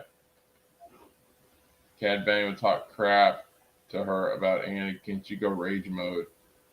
I want to see Darth Ahsoka. I know it would never happen, but that would be kind of cool. All right. So here is my announcement. Next week we will be back here, and next week's episode is going to be on the man, the myth, the legend, the original chosen one, the Lord of Lords and Jedi of Jedis, Darth Revan himself. Next week's episode will be on Darth Revan. And that's going to go for a while. I might even have to split it up into 2 parts. We're going to be covering Revan next week. I should have done it on week 1, but I was trying to show that I'm not biased. Obviously, my avatar is of Revan. Yes, next week we'll be covering Revan, his origins. Revan lived for 400 years, so we're going to be talking about his 400-year life. We'll talk about his influence on the galaxy prior, during, and decades and centuries after his existence. And every generation, someone makes a Revan reference, whether it's Bane or even in the movie eras. So, yes, next week we'll be talking, in my opinion, the true chosen one. We will be talking about Revan. We will talk about his light slide beginnings, but we don't do Jedi content over here. No, after I finish my Sith series, I will be doing a Jedi series. So no worries. And then after that, I will be doing a Mandalorian series. I'm going to cover all the bases for all the casual fans, because I'm sick and tired of people getting insulted because they don't know as much as others. Well, us people who are knowledgeable should be helping our brethren and Star Wars fandom and help educating them. Not everyone always has access to comics and stuff. I don't have access to comics. I can read the internet and get the general basis, but I can't access comics. I don't have a lot of money. We're actually struggling right now. I'm trying to set up my Streamlabs so I can start taking donations. But we don't have a lot of money. We're living paycheck to paycheck, but I'm still trying to push out content and make the best of it, you know? I don't do this for the money. I do this for the love of it because I like talking Star Wars. I like talking about this stuff. I like talking to you guys and hanging out. Yeah, so, yeah, we're going to do the Sith series for a while, and then we'll do a Jedi series. And that's going to be fun. And I will be talking on Revan on both series. So, yeah. Let's talk about Revan. I never get bored of Revan. Revan's amazing and my favorite character in Star Wars history. So, all right, so we covered that one. Oh, yeah. I can't wait either. Yeah. Yeah, we'll do that, though. We'll cover all, and this series is still going to go for a while. Because, like, all the names I was reading off of Sith Lords earlier, I don't even know half of them. So I got to research myself so I can get educated, which is always fun. Always fun when I have to research something for the show I'm doing. And then I learn things as I'm going along. So I'm learning with you guys, and it's always fun. Jedi series. Yeah, I'll, well, the banner on my child is, or channel, I should say job. The banner on my channel is Jedi Knight Revan. So I have both Jedi and Darth Revans. It's just I used Darth Revan when I was over with my friend Max. And shout out to Max. He's been doing some really good content, and he's been focusing on Star Wars stuff. He does a lot of current events though, so he won't like do deep dives like this. But like he'll talk about shows like the Obi-Wan, and when the Obi-Wan comes out, he'll do reviews, and like stuff like that. What if I played Revan? Let me tell you something, Sub Monkey. I played KOTOR 1. Like, I kid you not, I played it at least 25 times already in my lifetime. Since it came out in 2004, I've played it at least 25 times. I love the story. I absolutely love the side missions. There was one day where I was playing, like, Kazakh is like the card game. It's 21, basically. And I would play Kazakh in that game for, like, days. And then I would do that. I'd do the swoop races. I would do the battle arena. I would really just, like, I would farm and hang out on the side missions. I didn't rush the game. You can't rush the game. If you rush the game, it's like, oh, I got to beat this and I got to beat it now, and you don't go through the side missions, you're really losing out on such an amazing experience. Let's see. Oh, if I voice act. I didn't think I had that kind of voice, but that's awesome. Yeah, I would love to voice act as Revan. Revan was my freaking hero. I just think his story is so good. He starts off as a Jedi, and he loves the galaxy so much that he wants to save it. And Mandalorians, of course, you saw from the Sith angle, and then you saw from the Sith angle, but then from the Jedi angle, Revan sees all his loved ones being slaughtered, and friends and people that he just cares about. Then he goes to Jedi and is like, these people are getting slaughtered. We got to do something. And then the Jedi is like, no, we need to sit and wait. The Old Republic Jedi didn't give a shit, dude. And we'll deep dive more into the Old Republic Jedi. But if you thought the Jedi during the prequels were bad, that's nothing. The Jedi in Old Republic's worse. Yeah. Let's see. Oh, yeah, like an animated fan film. That would be freaking cool. I don't know how to go about putting that together. Like, I'm new to the YouTuber stuff. But I definitely want to do stuff like that in the future. That'd be awesome, though. Especially voice act, animated, do stuff like that. Because I'm not the best drawer in the world, so animation is not my strongest suit. I love animation, though. I saw a couple episodes of Vision, so I thought that was pretty good. So yeah, I'm just saying, yeah. But yeah, it's yeah, but friggin' yeah, we'll do Revan next week. Sub Monkey's always here with us, so there you go. As long as I got one person to talk to, I'm good to go. Let me see if Fade is available to chat.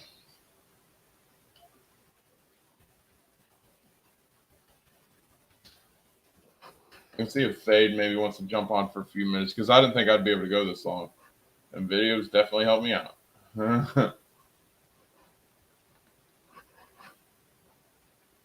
But yeah, yeah, we'll do that. We'll do Revan. I can't wait, and then we'll just go from there. Because I only plan these things a week in advance. This was supposed to happen like 3 weeks ago, but I've just been going through a lot. Going through a lot. I needed a break to clear my head, and yeah.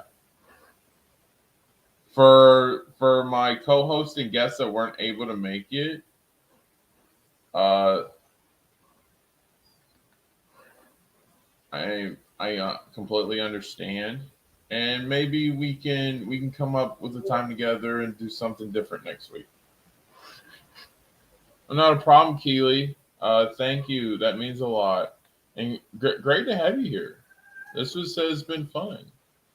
Old Republic is my bread and butter, though. Like, I love it. I love everything about it. I understand the frustration with Disney Star Wars, but like, we have all these great eras, so just like focus on that. Try less and less, and Star Wars is about hope and love and all those good things. So even within the Sith, they have passion. Love is passion, and passion is strength. All right. So even the Sith have their people and things that they love. Focus on what you like and what you love. If that's something that I could give you to take away from all of this, even though we're focusing on the bad guys still have some element that drives them. Their passion, their will, and their love. Because everybody's in love with something. Either you're in love with power, you're in love with the idea of people treating you as nice as you treat them. You're in love with the idea of doing right by others. Everybody loves something in life. And focus on that. Look at the positive.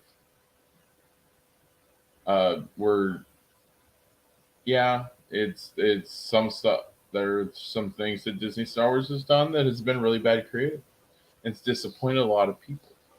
But you got to move forward. You're never going to enjoy life if you don't take the good with the bad. You got to take it all. No company organization is going to be hitting home runs every single time. And sometimes it's going to be bad. It's like going to work. Sometimes you're just going to have a bad night. There's nothing you can do about it except learn from it. Try to deal with it the best that you can and then move forward. I move forward from the sequels. That's the thing. I don't hate the sequels because, especially when the sequels came out, I really wasn't ready for them. If we're going to be completely honest here, I wasn't, because I was still in the prequels. I enjoyed the prequels, and like the level of hate that came out of that was, and this is before social media, so it was bad.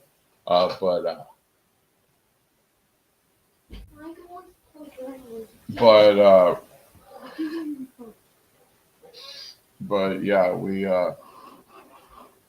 so like when they came out, I was kind of in college, so I just like at the time I didn't care at first. Like the prequels I saw in the movie theaters on the premiere day every single time. But by the time we got to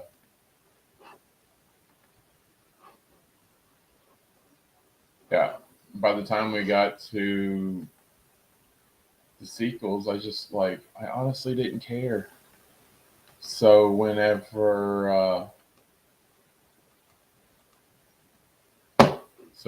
it came time, like when they first came out, like I didn't. You guys don't realize. By the time I was watching Force Awakens, Solo was in theaters. So yeah. So yeah. So it was like a year between movies. Exactly. There's Star Wars fans all around the world. Yeah. And there's something you could find that you like that's for you. All right. You got your original trilogy, right? And if the original trilogy, oh yeah, there you go. If the original trilogy didn't do it for you, you got the prequels. Prequels didn't do it for you, then you got the sequels. If the sequels didn't do it for you, then you got Clone Wars, so the in-between of the prequels. If that didn't do it for you, then you got Old Republic. If that didn't do it for you, then you got the original post-Skywalker stuff, if you're into that. I'm not, but yeah. If you didn't care for that, then you could have like that Darth Bane era. There's so many different eras in Star Wars. If you don't like Jedi, then you can go Mando and bounty hunters and rebels and stuff like that. So you have all these groups, all these factions, all these eras.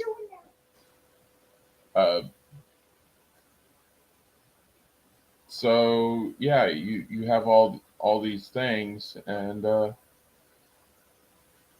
so just like pick your thing. Pick your thing. I like originals, prequels, Clone Wars, and the Clone Wars. See? So that's your thing, Keely.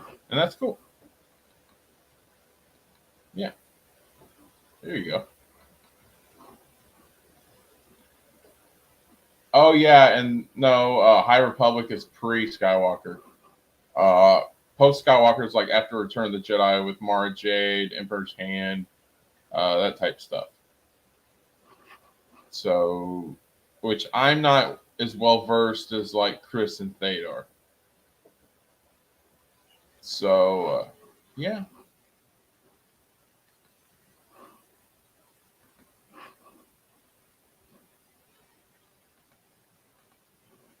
So yeah, and now High Republic, that could be a good era. A clip trailer will actually look really good. Now, I'm not going off the books. I'm just going off that Eclipse trailer, and some of the book covers are cool. Yeah, especially now, everything's like on Disney Plus. But yeah, I like Disney Plus, and I like Disney. You know how we all feel about the sequels, and that's fine. I like Solo. I like Rogue One, stuff like that. It was fine. Rogue One I liked because it made Darth Vader look like a badass. Hang on, guys.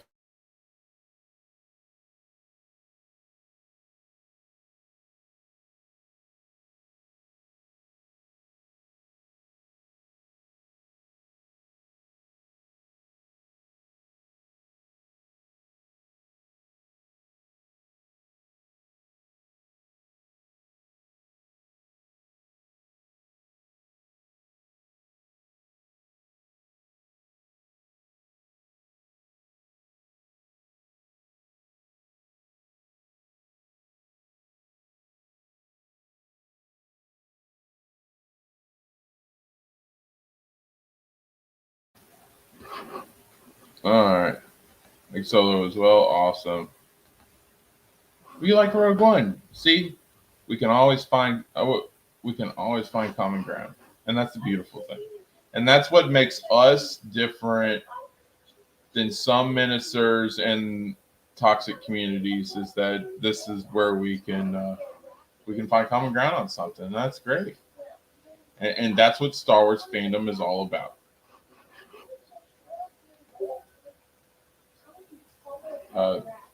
I'm waiting on Thade. Thade said just walk through the door. Said just getting food and drink. Yeah, so hopefully I'll give it 5 more minutes. If not, then I'm going to have to go. Unfortunately. I really want to have Fate on, but it's like for that it's like 8:30 my time, and usually I can't go that late because I got the late night video game stream too. So, and that's where I just wind down and relax and just talk about other stuff. I really don't talk about Star Wars on that stream. I can, but it usually just doesn't come up. And we're also going to be doing some Star Wars Galaxy Heroes gameplay next week because I know that's Jedi's favorite. So we're going to be starting that. I'm going to have to bust out my Streamlabs, which I haven't done in a while. But yeah. What I hate about Streamlabs is it will private my streams and not even tell me about it, so you guys don't get the notifications and everything. And I never want private streams. Unless it's bad, I don't want private streams. I want everything public. And in that case, I won't even private the stream. I'll just delete the damn thing. This is how I am. There was some funny stuff in Rogue One. So, yeah, see, the Star Wars fans are supposed to have hope. That's the whole message, right? Like hope and everything. But then you have groups out there, and it's not just the Menace, it's other people too. I saw so many people trashing on Book of Boba. It was ridiculous. Right? Freaking people who I was good friends with, like Echo Base Network, said that Old Republic would not work in live action because of the Tusken storyline. I'm like, you gotta be kidding me. I was like, Echo Base? No.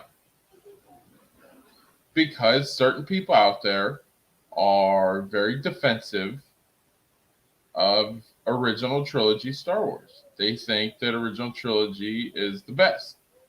And the best is subjective. The best is whatever you decide it is. Whatever Keely Chow decides is the best is the best. Whatever Submonkey decides is the best is the best. So, yeah. So freaking whatever you guys decide the best are, that it to you is. Your opinion is not wrong, but it's your opinion. Your opinion is going to be different than my opinion. So yeah. Or sometimes we might share the same opinion. I'm an Old Republic fan. In my opinion, I think Old Republic and the Old Republic stories are the best told Star Wars stories in all of Star Wars. Whether it's Disney, Lucas, whoever's telling the story. I think Drew Carpathian is an amazing storyteller. And I absolutely love the Revan book, which I do have. And I love the Revan story, and I think it's the best story in Star Wars history. But that's just my opinion. If you have a different opinion, that doesn't mean you're wrong. It just means it's different. That's all. Stream was amazing. I love when you talk about Star Wars. It's an awesome stream. Thanks, buddy. I appreciate it. Give me a full thumbs up.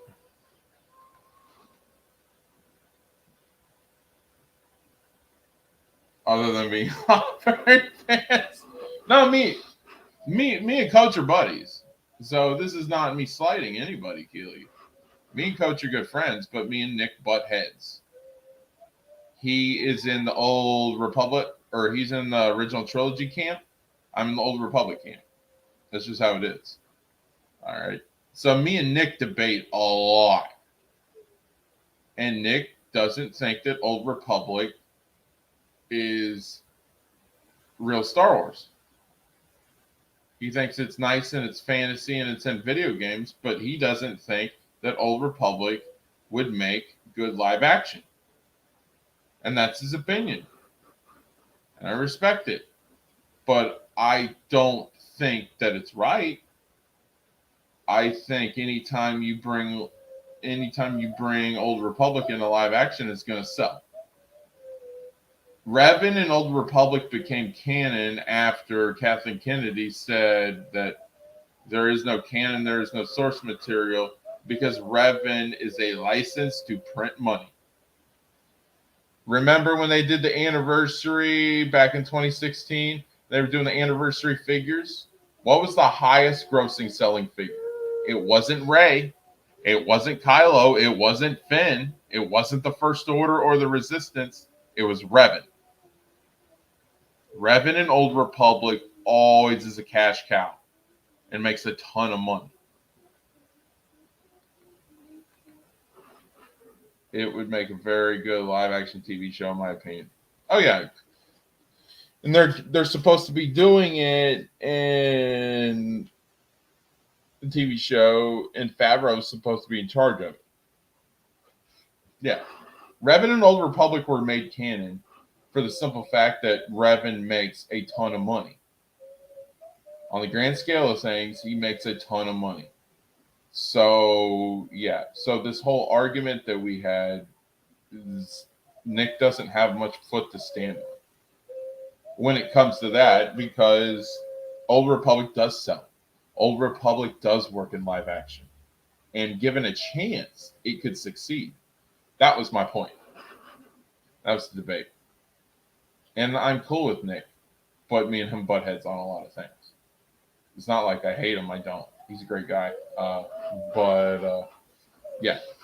When it comes to freaking Star Wars fandom, he's very old school with the original trilogy. And I'm to an extent old school with being Old Republic. I like original trilogy, but I know my favorite storytelling is that of the Old Republic. I just think it's fun.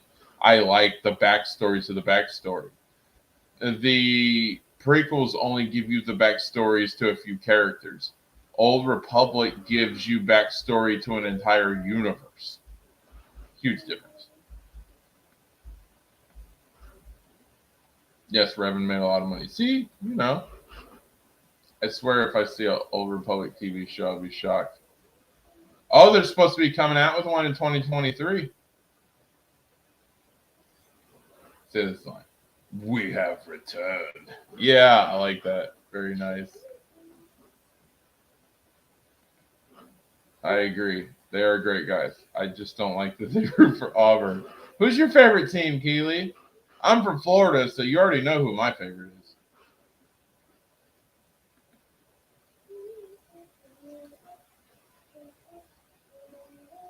Yeah, who's your favorite team, Keely? I'm a Gator. Chomp chomp. Oh, you like Bama? Yeah, I had a lot of. When I was in the Army, I had quite a few friends that like Bama. And my mom's like, "What's Bama?" I'm like, "It's Alabama," but nobody says Alabama. They say Bama. Bama. Yeah, Alabama's cool. Dude, I don't have a problem with Alabama. I have a problem with the Seminoles. The Gators and the Seminoles have like the biggest.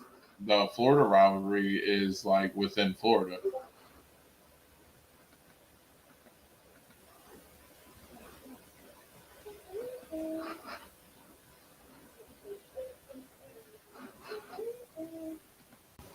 But yeah.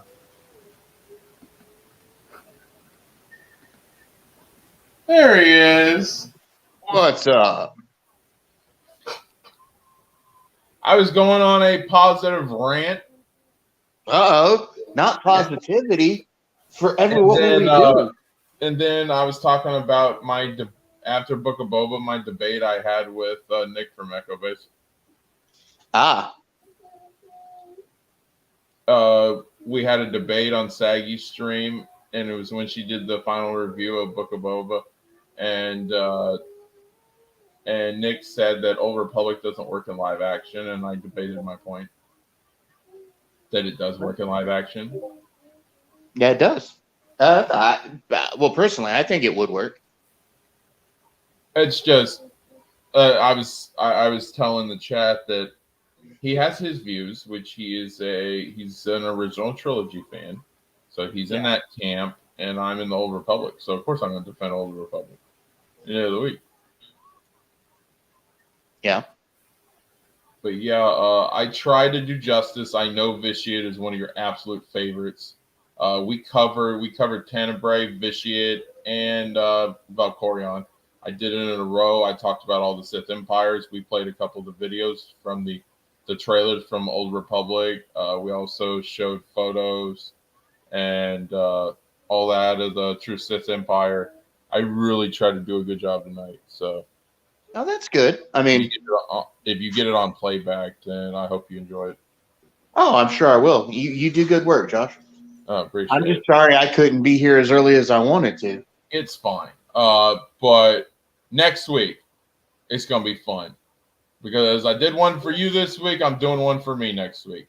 Next week, we're talking about the man, the myth, the legend, Darth Revan. Oh, righty. Yeah, we're going Revan next week. Good. Been looking forward to it.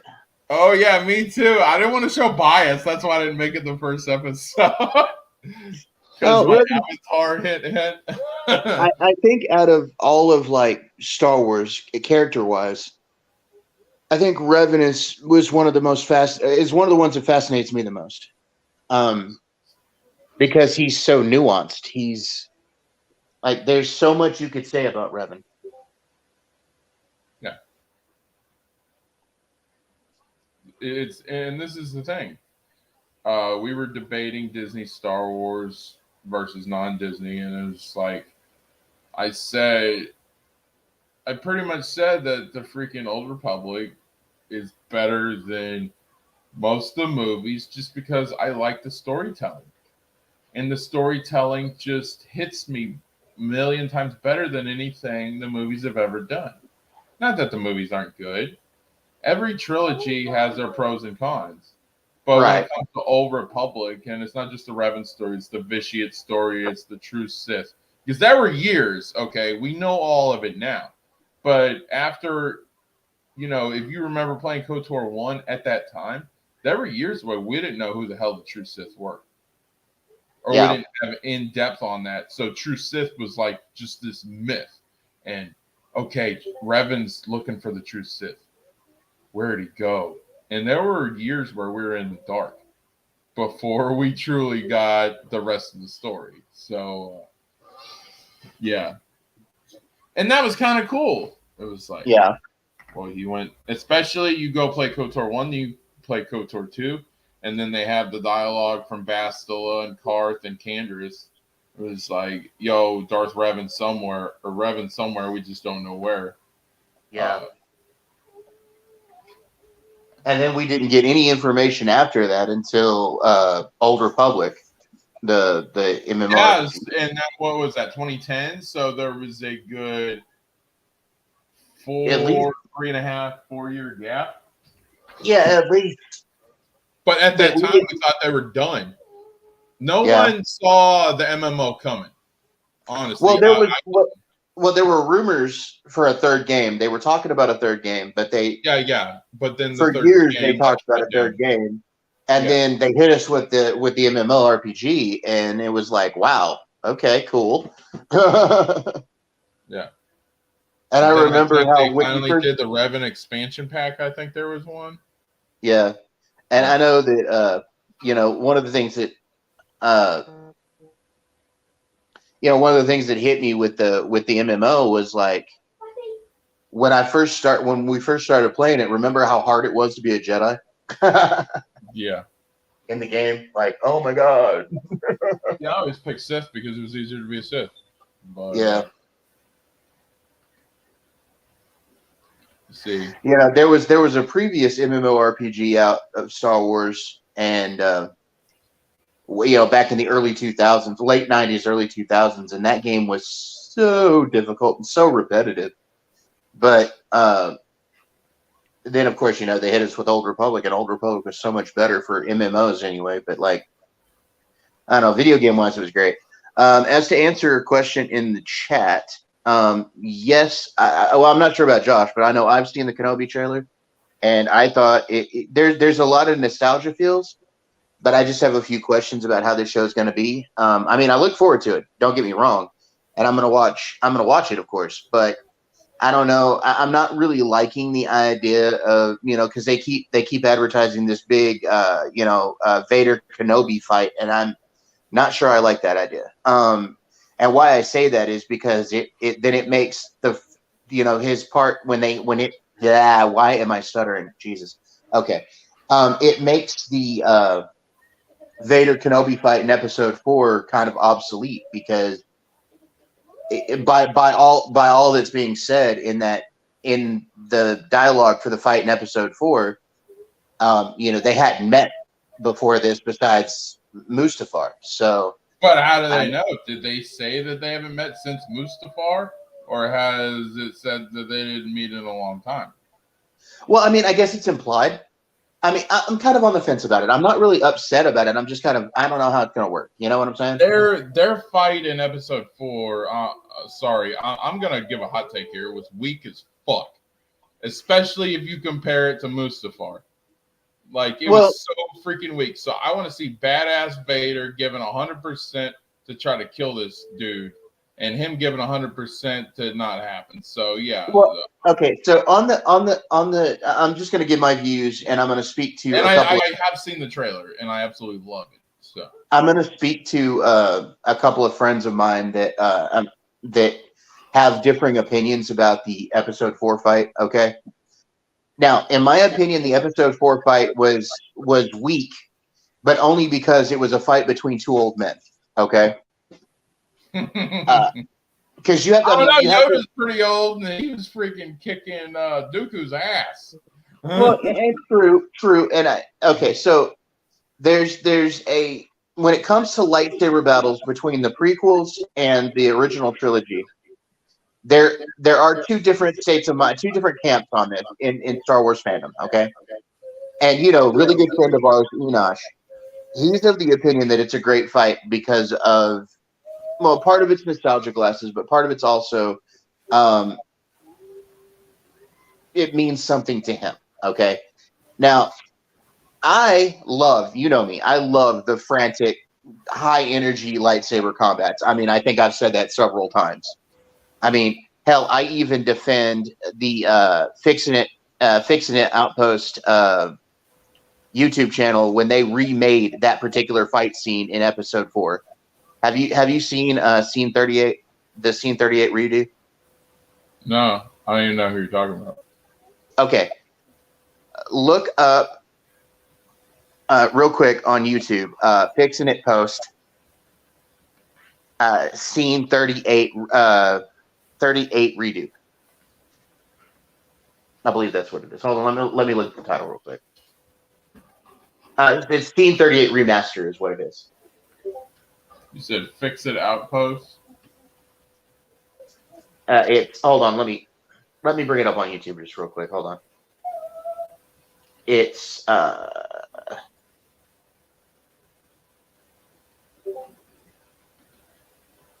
post SC38. There we go. SC38. Sub Monkey, I agree. All right. Type in SC38 and it'll be the top. The name of the channel is FXITIN Post. Okay. It's a 6 minute long, 11-second long little thing. Okay. I see it. Okay, now if you want to share screen, you can play this because it's free. You can play it on your channel. It's not going to give you any trouble. I think that if you played it, like some of our chat would enjoy it. So if you can share the screen on it and go ahead and play the video. Bad feeling about Presence of approachments. He says he's found the main controls to the power beam that's holding the spear. I want to go with this. Force will be with you always. Obi-Wan is here. I must face him alone.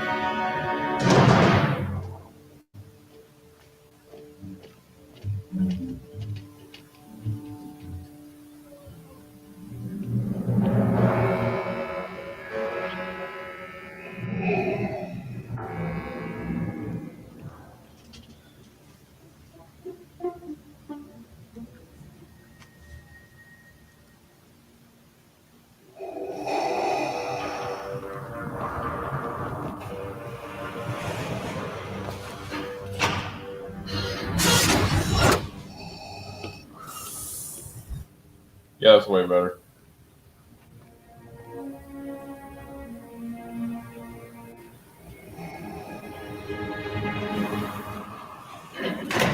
Oh yeah.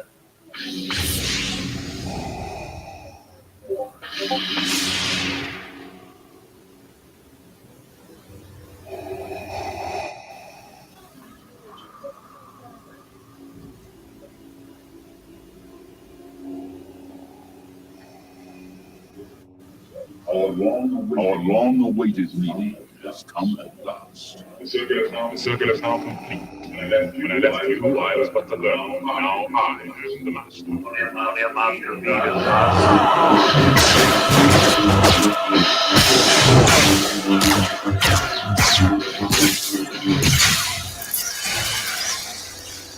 the powers are weak.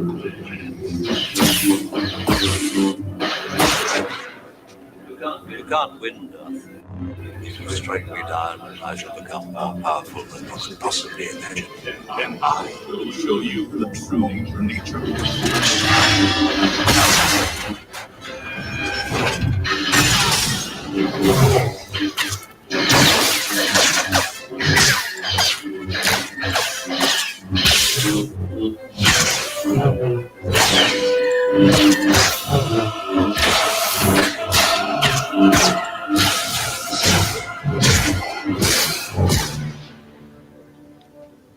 Cheers.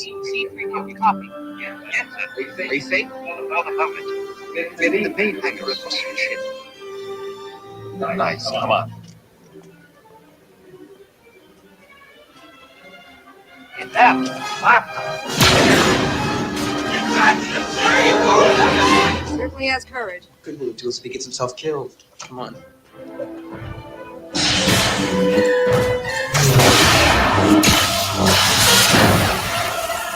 There is no escape.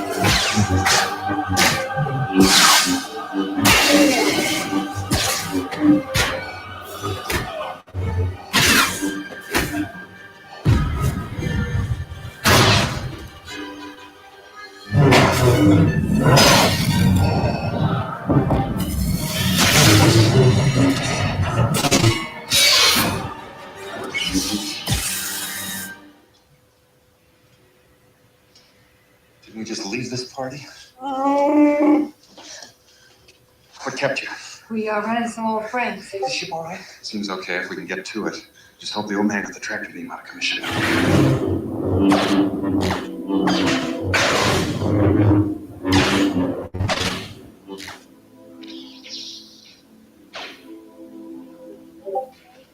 How's it, kids? Go! Come on, R2. We got it.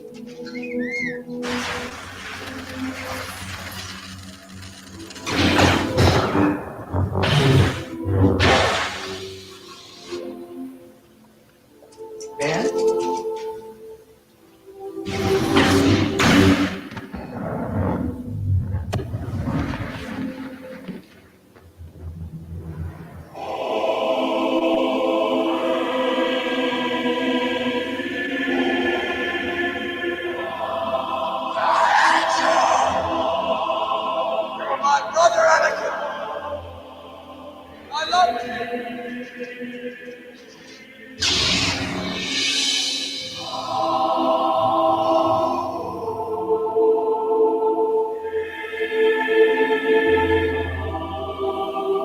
Now you will die.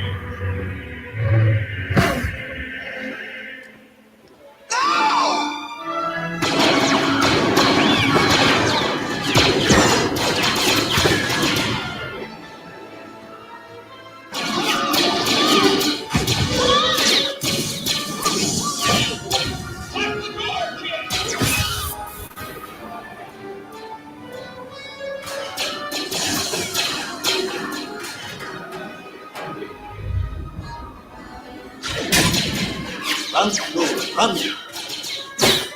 Kenobi.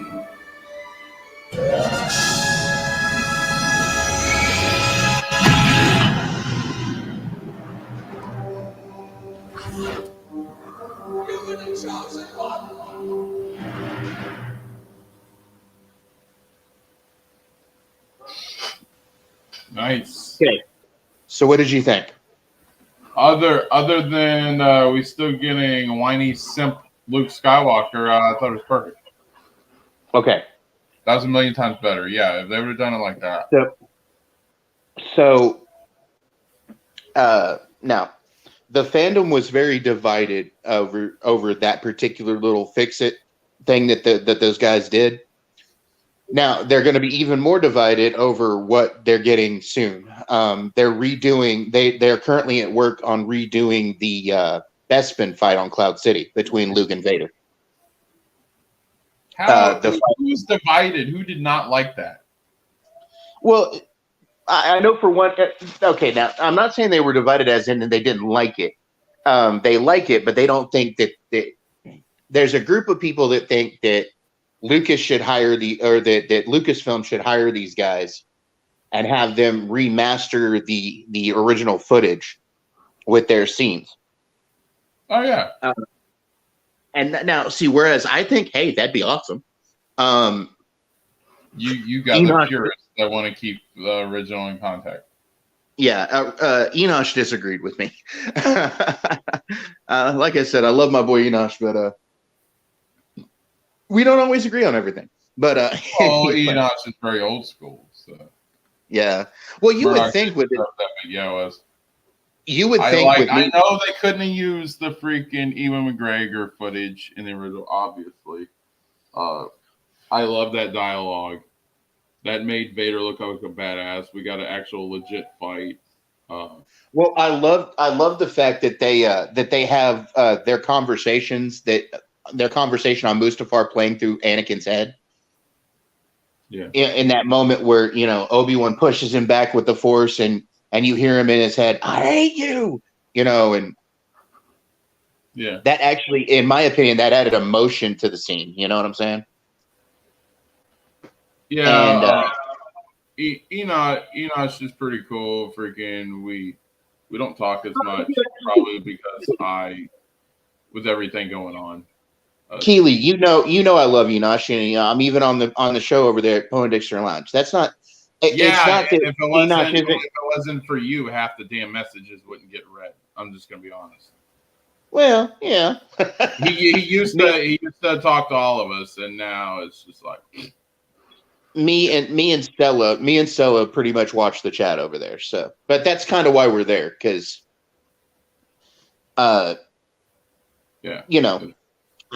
it's just like there were a lot of us who were regulars on there, and we got lost in the shuffle, and sometimes that really burns.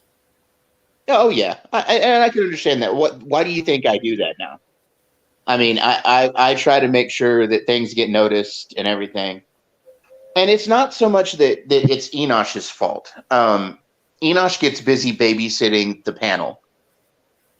And that's why. At the end of the day, the buck stops with whoever's channel it is.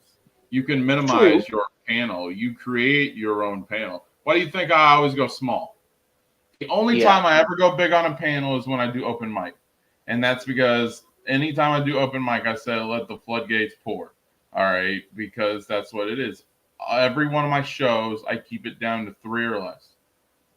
I don't believe in the rule of 2, but I have to keep it at the rule of 2 in order to maintain order sometimes. All right, and Enosh always has a big-ass panel. I know in the DM group, he's got the open link so anybody can pretty much join. Right.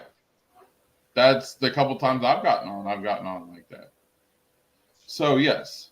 It's when he gets those toxic people and the drunks that are on the panel, and we know who they are, freaking, that isn't his fault. But there are things that you can control the situation. Don't let the situation control you. There are those things that you can do. And sometimes he can be a little too nice. And the thing is, he knows that. The thing is he knows that, and he admits it. Yeah. I mean, we had a little bit of an issue in the chat last night, and me and Stella handled it. But like, he even acknowledged it on the show that he's not real good at noticing chat and everything, and he's trying to do better. So, well, he was doing good for a while, and then Pantheon started, and then something happened, man. And I know he's been through a lot lately. I'm working on it with him. I'm working on it over there. Trust me. Well, me and Enoch used to be close, and then it just feels like he don't want to talk to me anymore. And then I asked him one time on chat. I was in chat. And I'm like, "Are we good, dude?" He's like, "Yeah, Josh. Why wouldn't we be?" Yeah. Like, cool. But like that was a month ago, and every time I come into chat, I try to say hi to him like 5 times, and I get nothing. So I understandably are going to be like, "Come on, man! I thought we were cool. I thought we were close." Me and Enoch used to talk all the time. Like every stream, I was there in the beginning. And then he's got 2 people there who bullied the shit out of me. And they do it all the time. And they will try to lie and say that they don't. But I got receipts. All right. Yeah, I know the ones you're talking about. That's Austin and Bradley. I'm on my channel, so I really don't give a fuck. I'll call it out. Freaking Austin and Bradley bully me all the time. Last night, they questioned my my mental wellness. And, my mental health. Because I like a fucking show or a movie. Because I'm a fan of the show Titans, my mental health got questioned. That's not cool. I have been through depression and suicide since my parents split up when I was 11 years old. Like, that kind of stuff ain't cool, dude. And they bully me all the time. And that's the biggest reason why I stay away. Yeah, well, I personally am not just in Enosh's chat. They're in Max's too, and a lot of others. Right. And they try to tell me I don't know what I'm talking about, but I got receipts all the time. I got messages, and and you can go back to the streams and see it. Like, and when I talked about the bullying thing, RJ's like, "You all right, buddy?" I'm like, "Yeah." I'm like, "But here's what's going on." I haven't talked to him since I told him that, and that was last night. Yeah, that's what was going on with me last night because I was getting bullied. It freaking sucks. Was that happening on our stream? No, it was Max's. It was Max because I was chatting and I was on the panel, and Max was cool to me. It's not him. Max has been really nice to me lately, so he's cool. I don't want any of this coming on him. But yeah, friggin' that's just how it is. There are some people out there that do not respect your opinion, that do not give a shit how you feel. They're going to freaking force their opinions on people. And if you want to debate, then they're going to be the most rudest assholes on the planet about it. So, well, I know. I've been going through it today on Twitter because today is 1 year since we got Zack Snyder's Justice League. Okay. And I've been posting, restore the Snyderverse stuff, just like the rest of us in the Poindexter group have been doing. And we've gotten a bunch of backlash today, especially from one specific YouTuber that I, really dislike. So he said, "I loved how Darth Vader didn't look stiff fighting. Hopefully, we see this fluidity in Obi-Wan series." Yeah. Because we're actually going to see Hayden Christensen fight in the Vader suit, which we've never seen before. So that's going to be different. So yeah, I'm definitely looking forward to that. Oh, I'm looking forward to the Inquisitors, man. Yes. Okay, Murdoch J. This is fair. That's all I ever ask. You don't have to like what I like. All right, just be respectful and fair about it. You and Josh, you and I have talked about Titans. I loved the first 2 seasons. I wasn't real fond of the 3rd season. You know that. But I'm willing to watch season 4. I know it's coming. Joseph Morgan's gonna be Brother Blood. I cannot freaking wait. I've not seen him in anything since the originals. So yeah, it's gonna be fun. Yeah, it looks like we're gonna get a new costume for Beast Boy too. So. Oh, nice. Yeah, like. I'm not a simp. I can take criticism. So. But like the way they dog me out for and I like Tom Hardy Venom. That's another situation. Yeah, we'll see. Okay, I'm not bringing up old shit. He did apologize, but that's because it got so bad it put me into tears, and I was ready to just fucking leave. And I think Enosh had to say something because that wasn't Enosh's chat. And it was bad. Yeah. Yeah, I think I missed that show that night. But this was long before the new crew or any of you guys even got involved with Enosh. I'm talking. This is about 4 to 6 months ago. This is way before you guys, so that's not even on you whatsoever. It got bad. It got bad, and me and Bradley wasn't always getting along, and we don't get along now because he freaking lied to me, stood me up when he's supposed to be a guest on this channel, and then 2 hours later, he's fine like nothing happened, and he's on camera on Max's, and like, it's like, damn, dude, you got me. It's like I don't get suckered by a lot of people, but yeah, I'm gonna say this, and I don't care if it. To be honest with you, I don't care if they find out about it over there at the lounge, but I'm not real fond of Austin, and I mean I've said it openly. Me and Austin were okay, especially during football season, but like everything lately that's been going on is just very uncomfortable. It's just weird. That's all. Yeah, and I'm not talking about him telling people what his sexuality and all that is. That's fine. I accept that. That's not a problem for me even. So yeah. Yeah, like that never bothers me at all. Freaking. But Austin, I thought I knew him, and he just hasn't been acting like usual him. Usually we can cut up and joke and have fun. But when you tell me live on a stream and chat that you question my mental stability because I like a show or a movie, because I like Rise of Skywalker, and because I like Titans, like it's just, come on. Like, it doesn't have to go there. That's the thing. Assholes don't have to be assholes. They choose to be that. Yeah, we had a long talk about that last night on the lounge. Yeah. It's just that's why I left. The only time I ever show up is to support you and Chris. I'm just straight up. Like, I don't hate Enosh. I don't dislike Enosh. We're both Christians and we got along. But he doesn't ever talk to me. So why should I care? And especially after Pantheon started and I was left out in the cold. Like, that's just how I feel. And I thought that we were going to collab because that's what we talked about. These are things we talked about either behind the scenes or when we're on stream together, that we were going to collab and all the communities were going to come together. And I just feel like some of these people left me out in the cold. Max has even apologized to me and wanted to collab again and tried to make right. I don't really want to because that's not my wheelhouse. The current event Scooper Talk stuff, that's just not what I do over here. Right. We do different kind of fandom stuff. Not saying that their fandom doesn't matter. Like says, your fandom always matters, and it does. Well, the thing is even over at the lounge, we don't really do the Scooper stuff either. But we leave that to Matt. Current events. You do a lot of current events.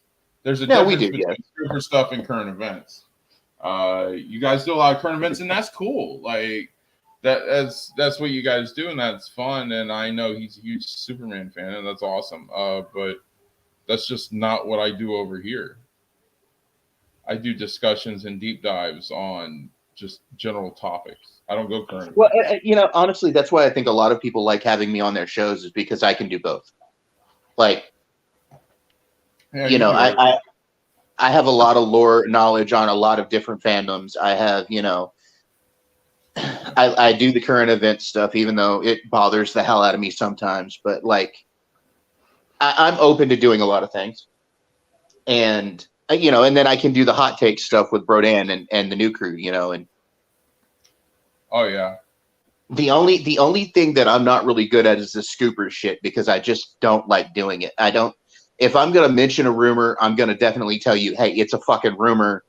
Don't take it as gospel, Enosh covers that once in a blue moon.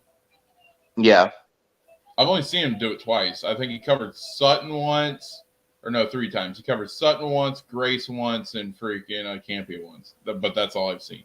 So yeah, well, the year that I've known him, I've only seen him cover it 3 times.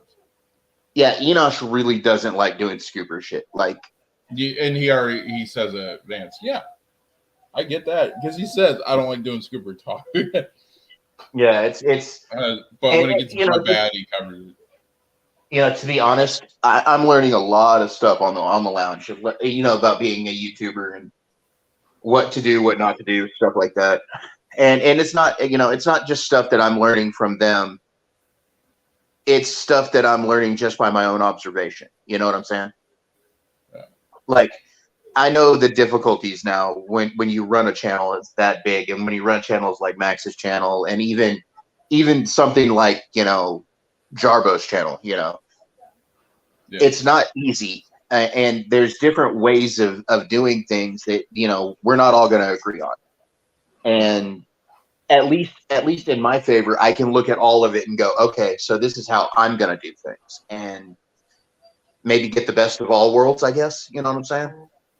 So, like, I like this YouTube thing.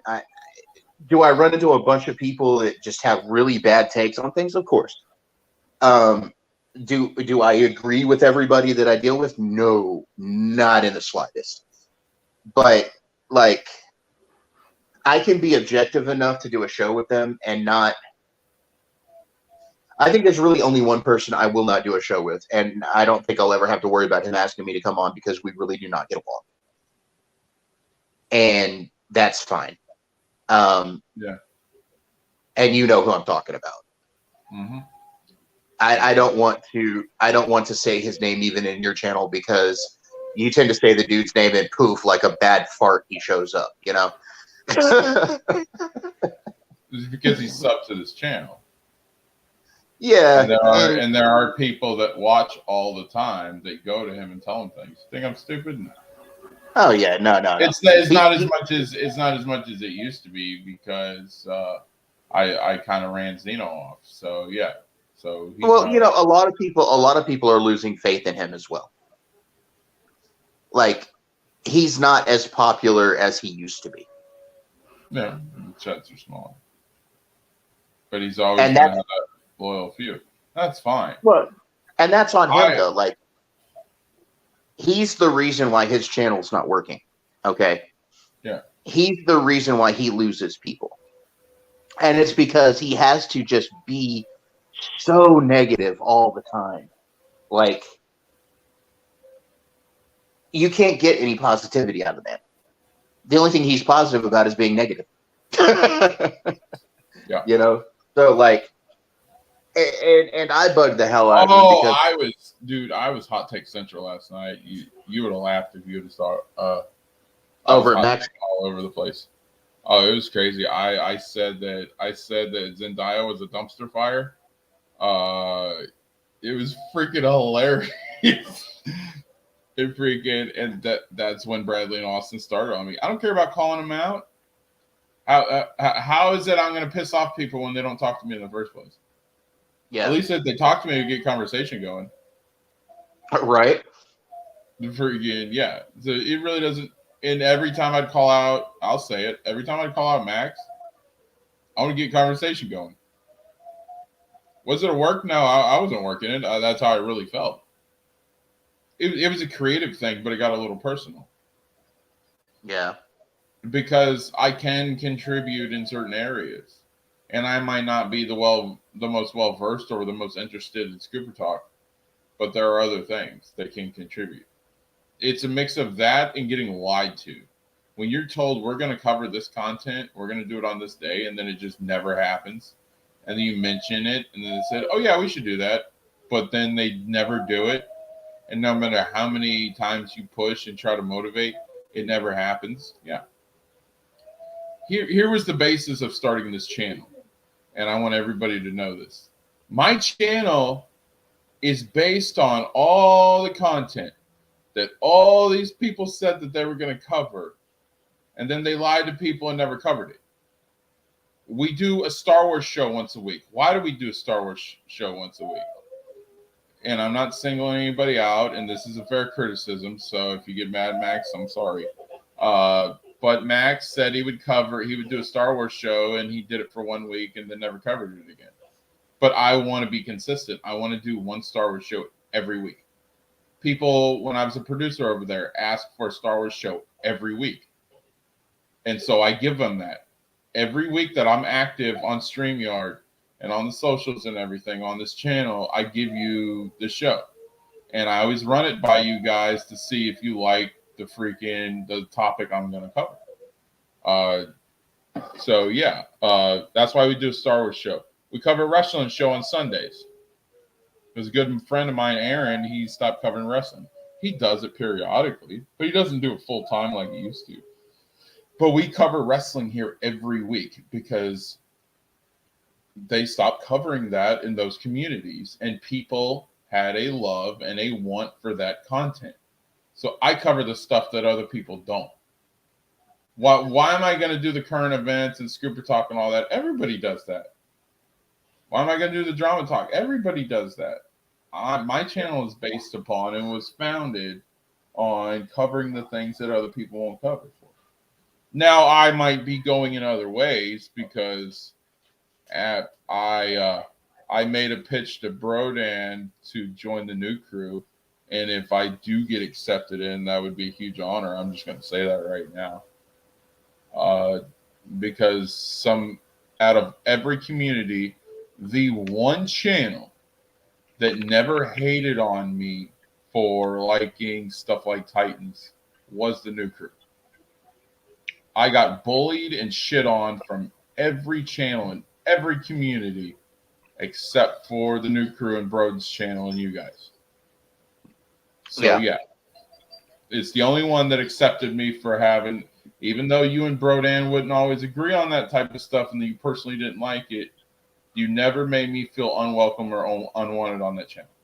And that's and it's like I've said in the past. It's not my place to make you feel unwanted or bullied. It's my place to talk about these things, but also accept that nerddom and fandom is not always going to agree with my takes on it. Mm-hmm. Okay? And I'm not always going to agree with yours. Remember, when we all were nerds back in the 90s, in the late 80s, early 90s, we were friends because we were defending each other. We weren't friends because we accepted each other's fandoms, you know? Yep. So, you know, I try to keep honest about that. Look, I don't like all of nerddom. There's certain, I'm not really big into anime, but then, you know, people like Raquel are, you know, I'm not really big into certain other thing, but a lot of the people I deal with are, and I at least know enough about those subjects to where I can discuss them objectively. You know what I'm saying? Yeah. And I can be honest with you. Hey, man, that's not my cup of tea, but cool. I love it that you love it. You know? Yeah. I love it that that's something you're into, and I'm happy for you that you have something that you feel that passionately about. So why would I sit here and go, oh God, you like that? Oh God, you're horrible. You know, no, that's not me. You know, that's never been me. And that's the same energy I try to take to all of the channels I'm involved with, you know? And a lot of people get on to me about being as positive as I am. I mean, I don't get that over at the lounge because we all try to be positive, but like I've had channels where I've taken crap for being positive. I've taken crap for saying, hey man, just give it a chance. You know, my biggest thing is, even if it's not a movie that I'm excited, even if it's a movie I'm not excited about or a TV show I'm not excited about, I'm still going to look at it because maybe, you know, you never know until you try something. You never know until you listen to somebody talk. Exactly. I would say don't knock until you try it. So. Right. So it's just like, for instance, we got the Miss Marvel trailer this week. It looks interesting. Now, is it something that I'm interested that I'm like excited about? No. But you know, I'm going to watch it because, well, A, I'm a Marvel purist, and B, it looks interesting. I'll give it a chance, you know? Yeah. I mean, frankly, I didn't like Falcon and Winter Soldier, but I watched it. You know? There you go. And I didn't shit on it. Like, it's like, okay, so that I really didn't like the whole terrorist angle and everything. And there was a lot about that show that was bad, in my opinion. But like, I'm not going to judge you if that's your favorite Marvel thing ever, you know? I'm just going to say, hey, this is why I didn't like it, and I'm going to leave it at that. And that, I wonder why people find that so fucking hard to do. Like, you don't have to like something that a person you're talking to likes. Just accept that they like it and don't shit on it because they like it. I mean, just be like, hey, that wasn't my cup of tea. I didn't like it really myself. This is why I didn't like it, and move on. Yeah, it could be anything. I just don't know. I used to believe because some people are either stubborn or things like that. But like, especially doing the YouTube thing and in the communities, it's like some people are just assholes. It's basically not everyone has a desire to forgive and to show respect and to be kind to others. Some people are just going to have their opinions, and if you have a different opinion, then they're going to trash you for your opinion. Oh yeah. I mean, that's an obvious thing. That's going to happen anywhere you go. You're not always going to get positivity from everybody. Now, do I try to get it from people? Yes. And I'm always going to bother people about being positive. I'm always going to be like, well, can't you be a little more positive? Like, a couple of weeks ago, I ran into a problem over on Jedi Bill's stream. We were trying to do a positive stream for a friend of ours who was down on his luck, had some bad stuff going on in his life. And we were trying to do, raise money for the guy. And he wanted to talk about the Batman. And so we started talking about it, because the guy wanted to talk about it. And he'd gotten to see it. He was excited. Well, I was just watching the channel. I wasn't on the panel over there. I was just watching the channel. I was also modding Bill's chats because I'm a moderator over on Bill's channel. And I was actually modding his channel and on the panel over at the lounge at the same time. So I was multitasking. But this dude just gets in the chat and he's just negative as hell about the movie. He's going, oh, the Riddler looked like he was wearing a trash bag and granny glasses and blah blah blah blah blah blah. But just everything out of the dude was just negative as hell. Yeah. And I was like, hey, I got in the chat and I said, hey man, and see this, everything I've ever seen that guy on in the chats, he's negative about everything. Doesn't matter what you're talking about. It sucks. It sucks because Disney's doing it. It sucks because Warner's doing it. It sucks. It sucks. Everything sucks. Okay. And I'm like, okay, well, like, and I asked him, I simply said, hey, can you ever be positive? Like, you've been very negative here lately.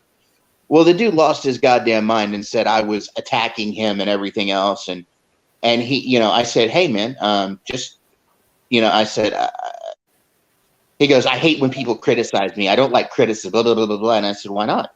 Criticism's a positive thing. Criticism helps us grow. And he goes, well, can you take criticism? I said, go ahead, criticize me. I'm not afraid, just as long as you are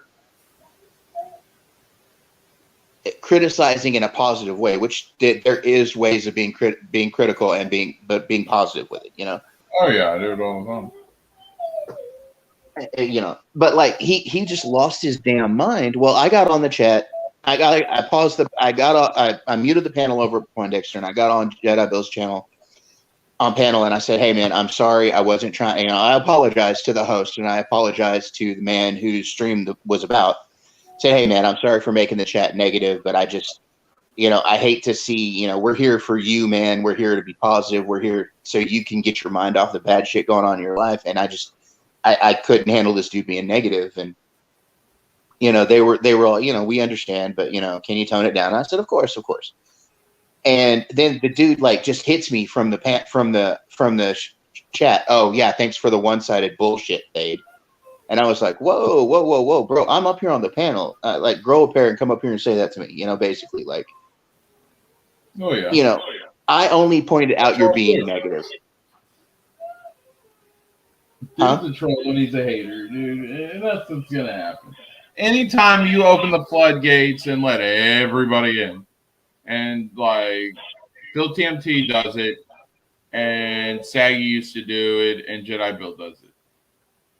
When you let that menace side, who is mostly a bunch of haters, it's gonna happen. Yeah. I have seen the most toxic, hateful people come from the menace. I'm not saying everybody's like that. No group is all one anything. But yeah, it gets pretty bad. But I wasn't trying to talk about my personal stuff to you guys. I know tonight's the Star Wars show, and I wanted to focus on that. But the message is hope, understanding, and that's what I've been trying to promote tonight. But thank you for coming on, Thade. Sub Monkey, thank you for always giving me somebody to talk to every week. Murdoch J, great to see you. Everybody else in the chat, thank you so much for coming. Raquel was here for the first 10 minutes of the stream. That was really cool. Awesome. So it was great to see her because we were hanging out over on Brodan's right before I started. Thank you, Keely. I might have criticisms with certain things, Keely, but I still think you're one of the best mods on YouTube, despite everything. Hey, I just want to say in the chat, everybody that comes and watches Josh's show from all of Josh's shows, man, thank you from the bottom of my heart, because Josh is a good guy, and he deserves to be successful in what he does and what he loves to do. And I really appreciate you guys coming over here and taking your time out of your day and everything to hang out with Josh and hang out with me when I'm here. And I know I haven't been really good about being here lately, but I'm going to fix that in the future. I'm just having to really work on my schedule here lately. But just thank you guys for being here.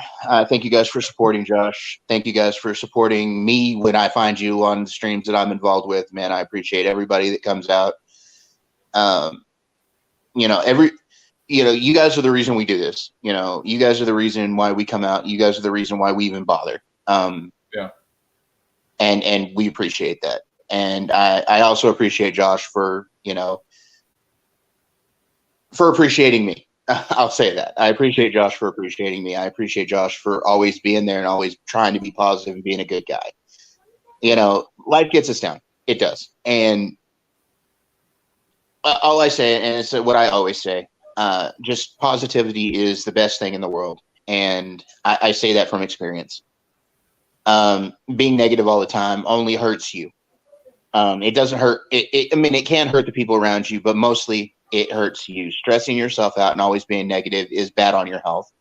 Yeah. So you should always strive to be positive.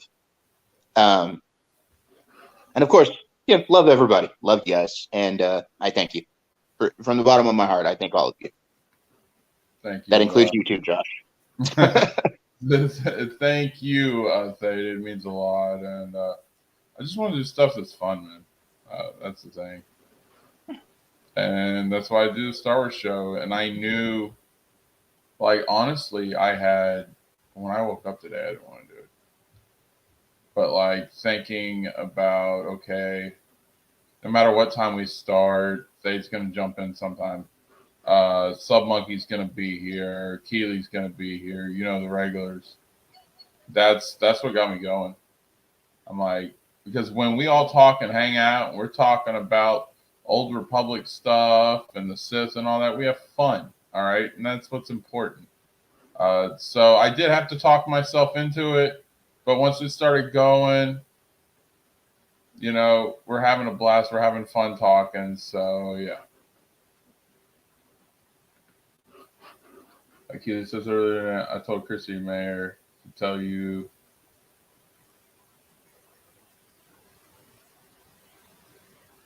She sees you in Tampa. Oh, cool. Thanks, Keely. Chrissy Mayer's not bad. I've seen her content. She's pretty cool. I don't get out that much, so I don't know if I'd see her. But next time you're in her chat, tell her I said hi. She's cool. And Keely, don't listen to Jet Sparks. I don't hate Anna. I just wish Anna would be a better Star Wars fan. Because when your name is that Star Wars girl, you're a pretty big representative. So I just want her to do all us KOTOR fans right. That's my thing. I'm cool with just about everybody until you give me a reason not to be. So yeah.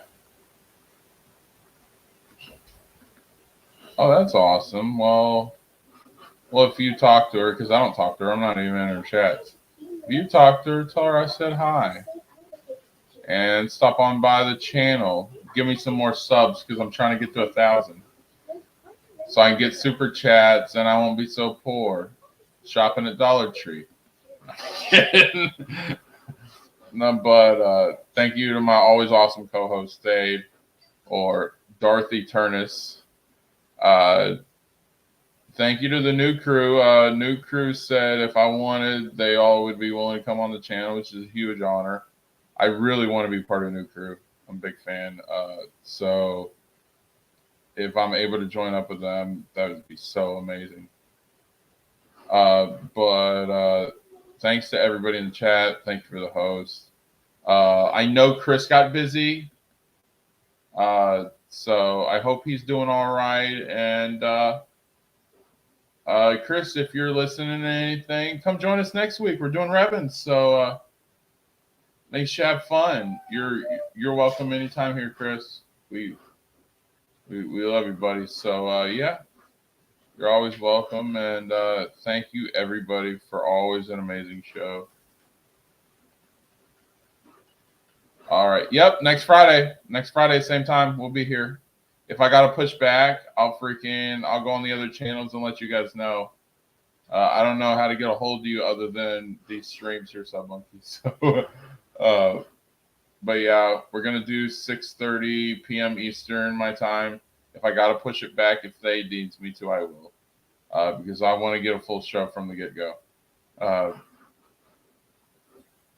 But yeah, we're doing Revan next week, so we should have a lot of fun. Everybody likes Revan, right? Yeah, so we'll be doing Darth Revan next week. So Darth Revan, Jedi Civil War, stuff leading to that, Mandalorian Wars. We'll get into all that. So I'll probably title the video like Revan, the Good, the Bad, and the Ugly. I just think that'd be cool. So, but thank you to everybody who could make it. If you couldn't make it, I completely understand. But thanks for hanging out and thanks for the compliments. I appreciate it. And I hope we did have a good show. And until then, may the force be with you and we'll see you next week.